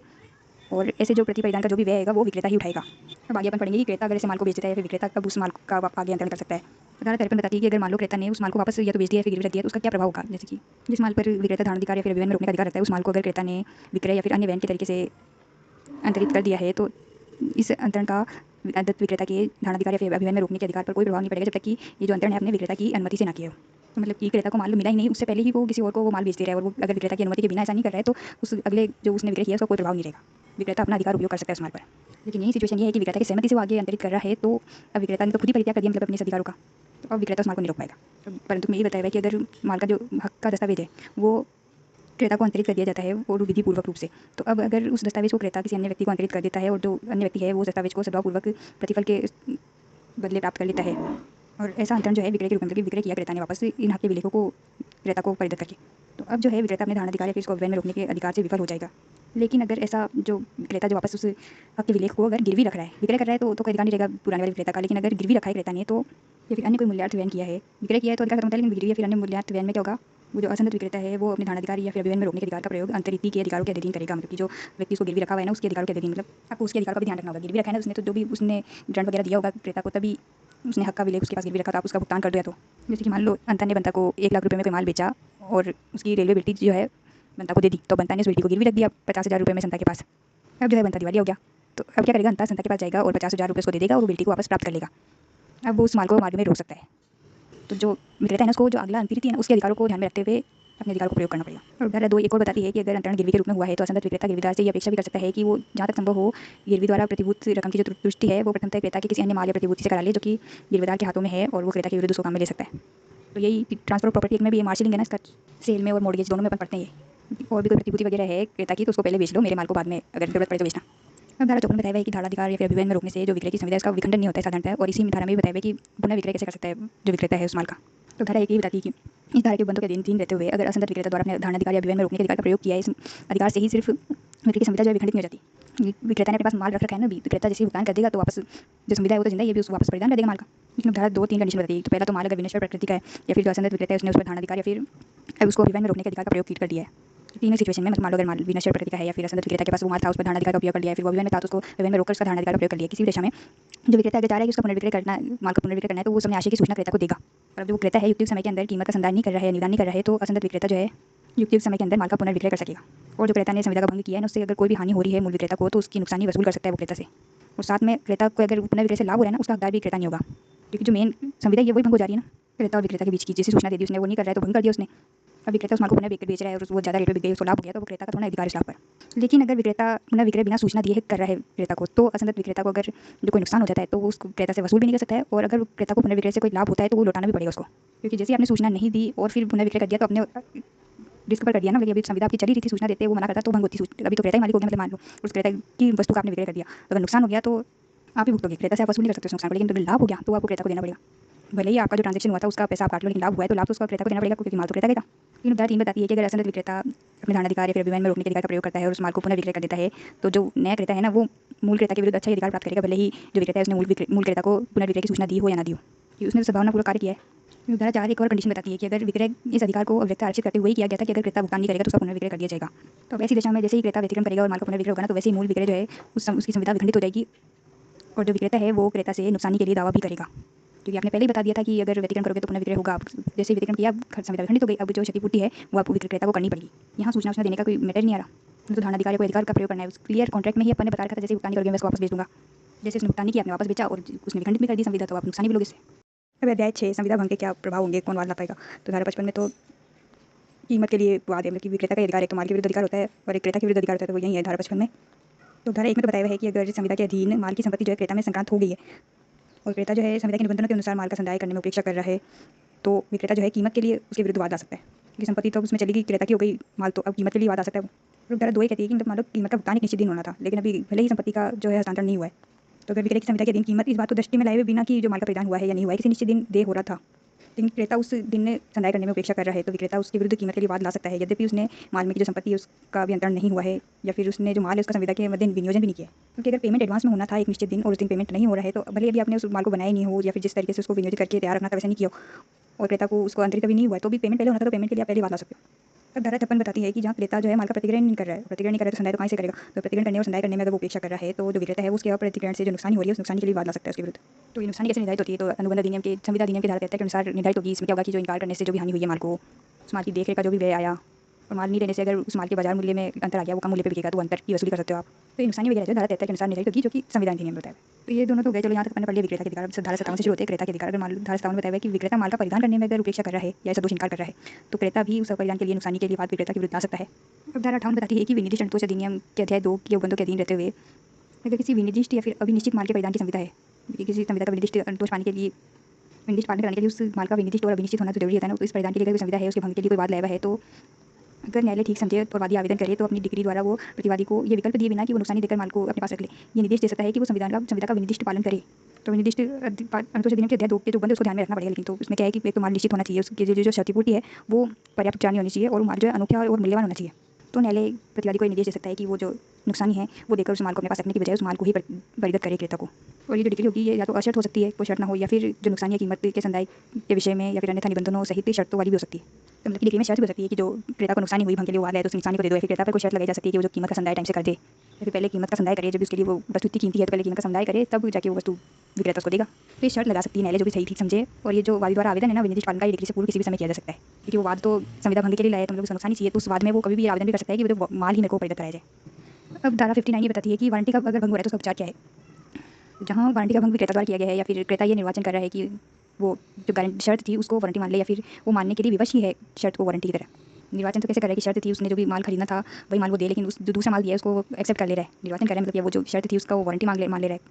या फिर कोई ऐसा कारण हो गया है जिसकी वजह से उसको शर्त को वारंटी मानना पड़ रहा है। मतलब मान लो उसको रैपिंग करवानी थी गिफ्ट की प्लास्टिक में, लेकिन अगर सरकार ने बैन लगा दिया प्लास्टिक पर, तो उसको जो कागज़ की रैपिंग है उसको लेना पड़ेगा। तो जो इसका शर्त थी उसका अब वारंटी मानना पड़ेगा उसको। तो या तो एक्सप्रेसली कोई वारंटी थी उसी का भंग हुआ है, या फिर आप खुद मान रहे हो उसको शर्त को वारंटी की तरह, या फिर आप विवश हो शर्त को वारंटी की तरह मानने के लिए। किसी भी तरीके से वारंटी का अगर भंग हुआ है तो इस वारंटी के भंग के कारण आप माल को वापस विक्रेता को नहीं लौटा सकते, क्योंकि वारंटी का भंग हुआ है। अगर शर्त का भंग होता है तो माल को आप वापस लौटा सकते हो, लेकिन अगर वारंटी का भंग हुआ है तो आप क्या कर सकते हो। तो दो उपचार है के पास, या तो आप वारंटी भंग से जो कीमत है उसको कम कर लो, माल की कीमत को कम कर लो, या फिर निवापित कर लो पूरा पूरे कि भाई वारंटी भंग हुई है तो मेरे को जो नुकसान हुआ है उससे तो इसकी कीमत मैं दूंगा ही नहीं, और माल को अपने पास रखे रहो, ठीक है। या फिर अगर आपने पेमेंट वगैरह पहले कर दिया है तो आप वारंटी भंग के लिए विक्रेता के विरुद्ध नुकसान के लिए वाद ला लो। तो दो ही ऑप्शन है, या तो आप कीमत कम कर लो या फिर आप कीमत का भुगतान ही ना करो। जैसे कि मान लो आप एक क्लीनर लेके आए, उससे आपका जो विक्रेता था उसने कहा था कि इससे जो आप नल वगैरह साफ करोगे ना तो उससे उसका जो कोई स्क्रैच वगैरह उस पर नहीं आएगा या फिर उसका कलर वगैरह नहीं उतरेगा नल का, पेंट वगैरह। लेकिन आप लाए, उसको यूज़ किया और उसका पेंट निकल रहा है, तो आपने उसको यूज़ कर लिया, उस माल को तो वापस दे नहीं सकते। तो आप क्या कर सकते हैं, आप या तो उसका पेमेंट जो है वो आप अगर नहीं किया आपने तो मत करो, या फिर उससे कहो कि मेरा जो पेमेंट है वापस दे दे, ये जो पेमेंट कर दिया उसको कम कर लो, कि काम तो हो रहा है, सफाई तो हो ही रही है ना, उसका बस कलर उतर गया। लेकिन वो दूसरा है कि जो आपको नुकसान हुई है उसके लिए वाद लिया आप, उसका पेंट वगैरह उतरा है तो उसके लिए नुकसान के लिए वाद लिया। तो उदाहरण दो भी ये बताती है कि अगर क्रेता ने वारंटी भंग के लिए कीमत कम कर लिया, निवापित कर ली है, पेमेंट ही नहीं किया है, तो भी वो जो है वारंटी के भंग से ऐसा वाद लाने से निवारित नहीं हो जाएगा जिससे कि उसको अतिरिक्त नुकसान को उठाना पड़ा है। मान लो वो क्लीनर वगैरह करके खराब था, आपने यूज़ कर लिया, उससे नल धो लिया, आपको उसका पेमेंट नहीं कर रहे तो, या तो उसने आपने उसका पेमेंट कम कर लिया, काट लिया, लेकिन फिर भी आपका नल तो खराब हो गया, तो उसकी क्षतिपूर्ति के लिए आप वाद ला सकते हो। अब धारा 60 ये बताती है कि समय तारीख के पूर्व अगर संविदा का निराकरण हो रहा है, मतलब कि कोई भी पक्षकार है, चाहे क्रेता या विक्रेता, तो क्रेता है तो उसको भुगतान करना होगा, किसी निश्चित तारीख को विक्रेता है तो उसको परिधान करना होगा, दोनों को परिधान करना है, माल का या फिर पैसों का। ये जो निश्चित तारीख है उससे पहले ही संविदा को अगर निराकरण कर रहे हैं तो दूसरा पक्षकार क्या कर सकता है, तो मान सकता है कि जो संविदा का भी अस्तित्व में है, लेकिन आप होप है भाई जब तारीख आएगी तो हो सकता है वो भुगतान कर दे, या फिर हो सकता है वो माल का परिधान कर दे, या फिर जैसे ही उसने आज मना किया है वैसे ही आप उसको भंग मान लो संविदा का और उस पर वाद ले आओ। तो दोनों ऑप्शन है आपके पास, आप चाहे तो रुक जाओ, चाहे तो भंग के लिए वाद ले आओ अभी, क्योंकि आज ही मना कर दिया ना, तो पेमेंट नहीं करेगा तो माल नहीं पहुंचेगा। लेकिन अगर आप प्रैक्टिकली रुकते हो ना कि भाई संविदा की डेट आने दो तब तक देखते हैं, कर दे तो कर दे, लेकिन उस परिस्थिति के बीच में अगर कोई ऐसी घटना घट जाए जिससे कि आपको संविदा का पालन करना असंभव ही हो जाए, तब आप उस पर क्षतिपूर्ति के लिए कोई वाद नहीं ला पाओगे फिर। जैसे कि आपको वो गिफ्ट रैपर किसी से चाहिए था ना, संविदा की टाइम आने से पहले वो कह रहे कि मेरे पास तो आया नहीं, वो मैं आपको नहीं पहुंचा पाऊंगा, आज आपको बता रहे हैं, लेकिन आप रुके हो कि नहीं, हो सकता है संविदा के दिन उसके पास आ जाए तो आप भंग के लिए वाद नहीं ला रहे हो। लेकिन अगर उस बीच में अगर सरकार ने बैन लगा दिया प्लास्टिक पर, तो आप उस पर भंग के लिए बाद में वाद नहीं ला पाओगे। तो प्रैक्टिकली अच्छा ही रहता है कि आज अगर भंग कर रहे हैं तो आप आज ही वाद लो। अब धारा 61 बताती है कि नुकसानी के तौर पर ब्याज या फिर विशेष नुकसानी, मतलब कि अगर आपको विधि के अनुसार ब्याज या फिर विशेष नुकसानी वसूलने का अगर अधिकार है, जैसे कि निश्चित तिथि को क्रेता को माल का भुगतान करना था लेकिन भुगतान नहीं करे तो ब्याज वसूलने का अधिकार है अगर विक्रेता को, या फिर क्रेता ने अगर कोई अग्रिम धन वगैरह दे रखा है और विक्रेता माल नहीं दे रहा है तो उस अग्रिम धन पर भी वो ब्याज वसूल कर सकता है। अगर विधि के अनुसार ब्याज वसूलने का अधिकार है या फिर कोई विशेष नुकसानी वसूलने का अधिकार है ना आपको, तो आप वसूल सकते हो। इस अधिकार पर इस अधिनियम के जो कोई भी प्रावधान है वो प्रभाव नहीं डालेंगे। और इसके साथ ही अगर क्रेता ने कोई धन का संदाय कर रखा है जिसका प्रतिफल वो निष्फल हो गया है तो उस धन की वसूली भी वो कर सकता है क्रेता से। जैसे कि क्रेता ने अग्रिम भुगतान कर रखा था ना, वही तो उस अग्रिम भुगतान को वापस मांग सकता है वो अगर विक्रेता माल नहीं पहुंचा रहे तो इन अधिकारों पर कोई प्रभाव नहीं डालेगा ये अधिनियम। और धारा 2 ये बताती है कि प्रतिकूल संविदा के भाव में न्यायालय जो है कीमत की रकम पर जो ब्याज है वो ऐसी दर से दिला सकेगा जिसे वो ठीक समझे, मतलब अगर आपने संविदा कर रखी है तो उस दर से दिला जाएगा, लेकिन अगर दर तय नहीं है तो ब्याज न्यायालय जो ठीक समझेगी वो दर से दिलाएगी। और कब से दिला सकेगी ये और हमें बताया हुआ है। अगर विक्रेता ने बात की है उसको जो कीमत का भुगतान करना था विक्रेता द्वारा उसके लिए, तो जब से उसने माल निविदा कर दिया, जैसे कि उसने माल दे दिया उस तारीख से, या फिर अगर मान लो जो कीमत थी वो एक निश्चित तारीख को देनी थी तो जिस तारीख को दे थी उस तारीख से दे होगा। तो कीमत के दे होने की कोई तारीख ने तय नहीं थी तो जिस दिन से माल विक्रेता ने क्रेता को निवेदित कर दिया, मतलब दे दिया, उस दिन से आप ब्याज लगाओगे कि कीमत नहीं दे रहा है तो। और अगर मान लो कीमत के लिए दिन ही तय था कि एक तारीख उसको करना है, उसके बाद से अगर जितना भी डिले करेगा उतनी तारीख उसने दिनों के लिए उसको ब्याज देना होगा। और अगर हमें बताया कि क्रेता अगर माल ला रहा है, उसने कोई कीमत दे दी थी और फिर उसके बाद में जो विक्रेता वो माल देने से इनकार कर रहा है, संविदा भंग कर रहा है, तो उसने जिस दिन कीमत दी थी ना उस तारीख से उसको ब्याज मिलेगा। अब अध्याय 7 इसमें कुछ मिसलेनियस प्रावधान किए हुए प्रक्रिया है। धारा 62 में बताया हुआ है कि जहाँ कोई विधि विवक्षा से कोई अधिकार कर्तव्य या फिर दायित्व विक्रय की संविदा के अधीन उद्भूत करती है, किसी विधि में प्रावधान होने के कारण विक्रय की जो संविदा है उसमें कोई अधिकार कर्तव्य दायित्व आ रहे हैं, उद्भूत हो रहे हैं अपने आप ही वो, तो उन सब को आप अभिव्यक्त करार द्वारा जो कि या फिर पक्षकारों के बीच जो व्यवहार चलता है या फिर कोई प्रथा है जो कि प्रथा दोनों पक्षकारों पर आबद्ध कर होनी चाहिए, ऐसी प्रथा है तो ये जो विधि की विवक्षित अधिकार कर्तव्य दायित्व है ना उसको नकारा जा सकता है, इसमें फेरफार किया जा सकता है। जैसे कि इस अधिनियम में भी कितने अधिकार दायित्व वगैरह की शर्त और वारंटियाँ वगैरह थोपी भी है क्रेता विक्रेता पर ना, तो ये जो है ना अभिव्यक्त करार से या फिर पक्षकारों के बीच जो व्यवहार चर्चा है या फिर जो प्रथा है उनकी दोनों पर आबद्ध होनी चाहिए वो प्रथा भी ये जरूरी है। तो इन तीनों के द्वारा वो ये जो विवक्षित है ना इसको नकार सकते हैं या फेरफार कर सकते हैं। जैसे कि आप सेल वगैरह से कोई माल खरीदते हो या फिर कोई टूट फूट वाली जो माल है उसी को खरीद रहे हो तो आप वहाँ विक्रय अधिनियम लगा के कर सकते हैं कि यहाँ तो शर्त होनी चाहिए भाई माल बिल्कुल सही होना चाहिए। नहीं, आप ऐसे मार्केट से उस माल को खरीद रहे हो जहाँ वो टूट-फूट है जब भी तो कम कीमत पे बिक रहा है। अब धारा 13 बताती है कि जहाँ भी इस अधिनियम में लिखा हुआ है ना युक्तियुक्त समय, तो उसका ये युक्तियुक्त समय जो है तथ्य का प्रश्न है, हर मामले में अलग-अलग हो सकता है। तो अब ये धारा 64 ये इंपॉर्टेंट है, याद कर लेना, नीलामी द्वारा विक्रय का प्रावधान है इसमें। तो नीलामी होती क्या है, एक सार्वजनिक विक्रय होती है जिसमें कि सबसे ऊँची जो बोली लगाता है उसको विक्रय किया जाता है। तो जो व्यक्ति बोली लगाता है ना वो विक्रय करने का प्रस्ताव करता है और जो नीलाम करता होता है ना वो स्वीकार करे या ना करे उसकी मर्जी है। तो नीलामी के लिए जो सार्वजनिक सूचना दी जाती है उस वो विक्रय का प्रस्ताव नहीं होती है, वो प्रस्ताव के लिए निमंत्रण होता है ना। जो नीलामी के लिए जो ऐड आते हैं न्यूज़पेपर वगैरह में वो विक्रय का प्रस्ताव नहीं है, प्रस्ताव के लिए निमंत्रण है। जो आप बोली लगाओगे ना कि इस कीमत पर खरीदना चाहते हैं तो वो प्रस्ताव होता है, जो नीलाम करता है वो चाहे तो उसको स्वीकार करे चाहे ना करे। तो अभी नीलामी को स्वीकार कैसे किया जाता है, तो किसी प्रथा से किया जा सकता है कि जैसे कि सर्वाधिक मूल्य जैसे ही पता चल गया वैसे ही अब नीलाम करता जो है उसको स्वीकार करने के लिए तो पहले बोलेगा 1 2 3 या तो माल जा रहा है या गया या फिर कोई हथौड़ा मार के बोली की समाप्ति करता है। तो अब इसके प्रावधान क्या दिए हुए 64 में ये पढ़ लेते हैं। तो पहला तो है अगर जहाँ माल लोटों में विक्रय के लिए पड़ा है ना तो वो प्रथम दृष्टया तो ये समझा जाता है कि जो पृथक संविधा है हर लोट के लिए। जैसे कि नीलामकर्ता ने कुछ फर्नीचर को 4 ढेरियों में रख रखा है तो अभी प्रथम दृष्टया तो ये समझा जाएगा कि चारों ढेरी के लिए अलग-अलग बोलियाँ लगेगी, मतलब हर ढेरी अलग विषय वस्तु है। अब धारा 2 बताती है कि विक्रय तब पूरा होता है जब नीलामकर्ता उसका पूर्ण होना धन पाती है, मतलब कि हथौड़ा गिराकर या फिर अन्य कोई जो रूढ़ी चल रही है उस प्रकार से उसको आख्यापित करता है। और जब तक उसको आख्यापित नहीं प्रतिक्रिया जैसे जब तक वो प्रतिक्रिया नहीं करता है तब तक बोली लगाने वाला अपनी बोली को वापस ले सकता है, क्योंकि बोली का एक प्रस्ताव है, जब तक उसको स्वीकार नहीं किया जाता तब तक आप अपनी बोली वापस ले सकते हो। अब धारा 3 जो बताती है बोली लगाने का अधिकार जो है विक्रेता या फिर उसकी ओर से कोई व्यक्ति विक्रेता या फिर उसकी ओर से कोई व्यक्ति इसको अव्यक्त आरक्षित रख सकता है। मतलब कि उस बोली में विक्रेता भी खुद बोली लगा रहा है, लेकिन उसको अभिव्यक्त करना पड़ेगा, सबको बताना पड़ेगा। लेकिन अगर बिना बताए वो ऐसा करता है ना, तो उसको कपट माना जाता है। लेकिन अगर विक्रेता ने व्यक्त कर रखा है कि वो बोली लगाएगा, तो वो ऐसा या फिर उसकी ओर से कोई व्यक्ति नीलाम में बोली, जैसे इस अध्याय में इस धारा में आगे बताए हुए ना, उस उपबंधों के अनुसार वो भी बोली लगा सकते हैं। तो अब उपधारा 4 ये बताती है कि अगर विक्रेता या फिर उसकी ओर से बोली लगाने का जो अधिकार है, अगर उसको अधिसूचित नहीं किया गया है, तो ऐसे विक्रय में स्वयं विक्रेता द्वारा बोली लगाना या फिर उसकी ओर से बोली लगाने के लिए किसी को नियोजित करना विक्रेता के लिए विधिपूर्ण नहीं होगा। और ना ही जो नीलाम करा है ना, उसका एजेंट नीलाम करा होगा विक्रेता का, उसके लिए विधिपूर्ण होगा कि वो विक्रेता या फिर ऐसे व्यक्ति की बोली को ले। और अगर ऐसा पता चलता है कि जो विक्रेता है उसका अधिसूचित नहीं किया हुआ था कि वो भी बोली लगा रहा है, और कोई क्रेता है वो उस बोली में कोई चीज़ क्रय कर लेता है, तो वो क्रेता जो है उस विक्रय को कपटपूर्ण मान सकता है, मतलब कि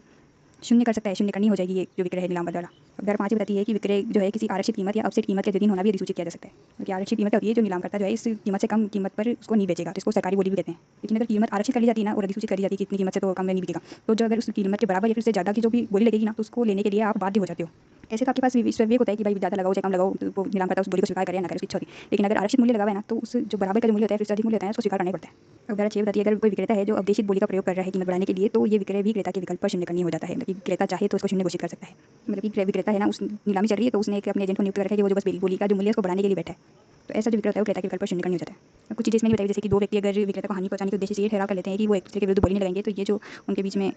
करार है ये व्यर्थ होता है। लेकिन कोई जो दो व्यक्ति मिलकर कोई नीलाम की वस्तु खरीदने का ठहराव कर सकते हैं, जिसको नॉकआउट एग्रीमेंट कहते हैं, ये वैध होता है। लेकिन अगर दो व्यक्ति नीलाम में एक दूसरे के विरुद्ध बोली नहीं लगाने का जो करार करें ना, ये तो कपटपूर्ण होता है। और ये जो करार है ये तो खुद व्यर्थ भी है और विधि विरुद्ध भी है, मतलब कि दंडनीय भी होता है। अब धारा 64 क क्या बताती है कि अगर संविदा में आपने कोई भिन्न निबंधन नहीं लगा रखे हैं, तो जनरल रूल क्या है कि अगर धारा 2 में जो बताई हुई उस प्रकृति का कोई कार्य है, वो जब आपकी जो विक्रय कर की क्रय की संविदा की जा रही थी तब प्रभारी नहीं था, या तो या फिर अगर प्रभार्य था भी तो संविदा किए जाने के पश्चात उसमें कोई भी या तो बढ़ोतरी या कमी या फिर उसका कोई परिहार में छूट वगैरह दी जा रही है। तो धारा 2 में कौन से कर बताए हुए, तो एक तो बताया हुआ है माल पर जो सीमा शुल्क या फिर उत्पाद शुल्क है, और दूसरा है जो माल के विक्रय या क्रय के लिए जो भी कर है। ऐसा कोई कर है या तो पहले जब आप संविदा करते तब या तो लगता ही नहीं था, या फिर आपने संविदा की उसके बाद में तो बढ़ गया, कम हो गया, फिर छूट मिल गई। तो क में क्या बताया हुआ है कि ऐसा जो अधिरोपण या वर्धन इस प्रकार प्रभाव में आ रहा है कि अब वो जो कर है ना वो संदेह है विक्रेता के द्वारा। तो विक्रेता जो है उस बड़ी हुई कर को या फिर जो पहले नहीं था या अब है उस कर को अब कीमत में जोड़ सकेगा, और जो क्रेता है उससे उस बड़ी हुई कर की जो राशि है उसको वसूल करने के लिए बाद ला सकता है। लेकिन दूसरी सिचुएशन भी हो सकती है जो खबर में बताई हुई है कि अगर इसे कर में कोई कमी या परिहार कर दिया गया या पहले कर खराब नहीं लग रहा है और विक्रेता ने अब कम संदाय किया है कर का, या फिर अब कम संदाय किया जाना है उसके द्वारा, तो अब क्रेता का अधिकार है कि वो संविदा की कीमत में से उतनी रकम काट सकेगा जितनी की कर में कमी हो गई है या फिर छूट मिल गई है। और ऐसी जो कम की हुई कीमत है उसके लिए अब क्रेता पर विक्रेता वाद नहीं ला सकता। तो ये जो धारा है ये 1963 के अधिनियम संख्या 33 की धारा 5 द्वारा प्रतिस्थापित है। पहले भी थी 64 का, उसको बदलकर 1963 में नई धारा लाई थी। जो पुरानी वाली थी ना वो 1940 में थी, फिर उसको बदला 1963 में और ये आ गई। अब धारा 66 में कुछ व्यावृत्तियां बताई हुई है, तो मतलब इस अधिनियम के आने से मतलब जो पिछला जो संविदा अधिनियम की जो धारा थी उसको निश्चित किया गया, तो उसका कोई भी प्रभाव इस अधिनियम के प्रारंभ होने से पहले जो अर्जित प्रोद्भूत उपगत कोई भी अधिकार हक या हित या बाध्यता या दायित्व है उस पर प्रभाव नहीं डालेगी। जो पहले हो गया वो दायित्व हक वगैरह पहले अभी बने रहेंगे। और दूसरा है इन अधिकार हक हित या बाध्यता या दायित्व के विषय में अगर कोई भी वेद कार्यवाही आज चल रही है या फिर उपचार कोई उपलब्ध है आपके पास, तो वो आज भी बने रहेंगे आपके पास। इस अधिनियम के आने से पहले वो उद्भूत हो गए थे, तो उन हकों के लिए कोई कार्यवाही या उपचार है तो वो आज भी बने रहेंगे। तीसरा, इस अधिनियम के आने से पहले अगर आपने कोई भी बात सहन कर ली है, मतलब पहले जो शर्त आश्वासन या वारंटी वगैरह नहीं थे, उससे पहले आपने अगर कुछ भी सहन कर लिया है, तो आज इस अधिनियम के आने के बाद आप उसको वापस से उठा नहीं सकते उस मुद्दे को। और चौथा है ऐसी कोई माल के विषय से संबंधित जो भी अधिनियम इस अधिनियम द्वारा व्यक्त निरस्त नहीं की गई ना, तो उस पर भी कोई प्रभाव नहीं पड़ेगा। और पांचवा है अगर विधि का कोई ऐसा भी नियम है जो कि इस अधिनियम से असंगत नहीं है, तो वो अभी आज चलता ही रहेगा। और बात 2 बताती है कि दिवाला से विषय जो भी दिवाला विधि के जो भी नियम वगैरह है वो माल विक्रय की संविदाओं से संबंधित जो है वो वैसे ही लागू होंगे जैसे पहले लागू थे। इस अधिनियम का उन पर कोई प्रभाव नहीं है। और उदाहरण 3 बताती है कि विक्रय की संविदाओं के लिए जो भी इस अधिनियम के बंध है वो ऐसी विक्रय के व्यवहार पर लागू नहीं होंगे जो कि बंधक गिरवी भार या फिर अन्य प्रतिभूति के तौर पर किए जा रहे हैं। मतलब किसी ने बंधक रख रखा है कोई माल को, फिर वो विक्रय कर रहा है, तो वहाँ पे विक्रय अनुबंध नहीं लगेगा, विक्रय अधिनियम मिलेगा। जिससे बंधक संपत्ति का रखा जाता है। लेकिन गिरवी में रखी हुई कोई भी माल वगैरह है या फिर बंधक संपत्ति के साथ आपने कोई माल वगैरह भी रख रखा था, तो उसका अगर विक्रय हो रहा है तो उस पर विक्रय अधिनियम मिलता है।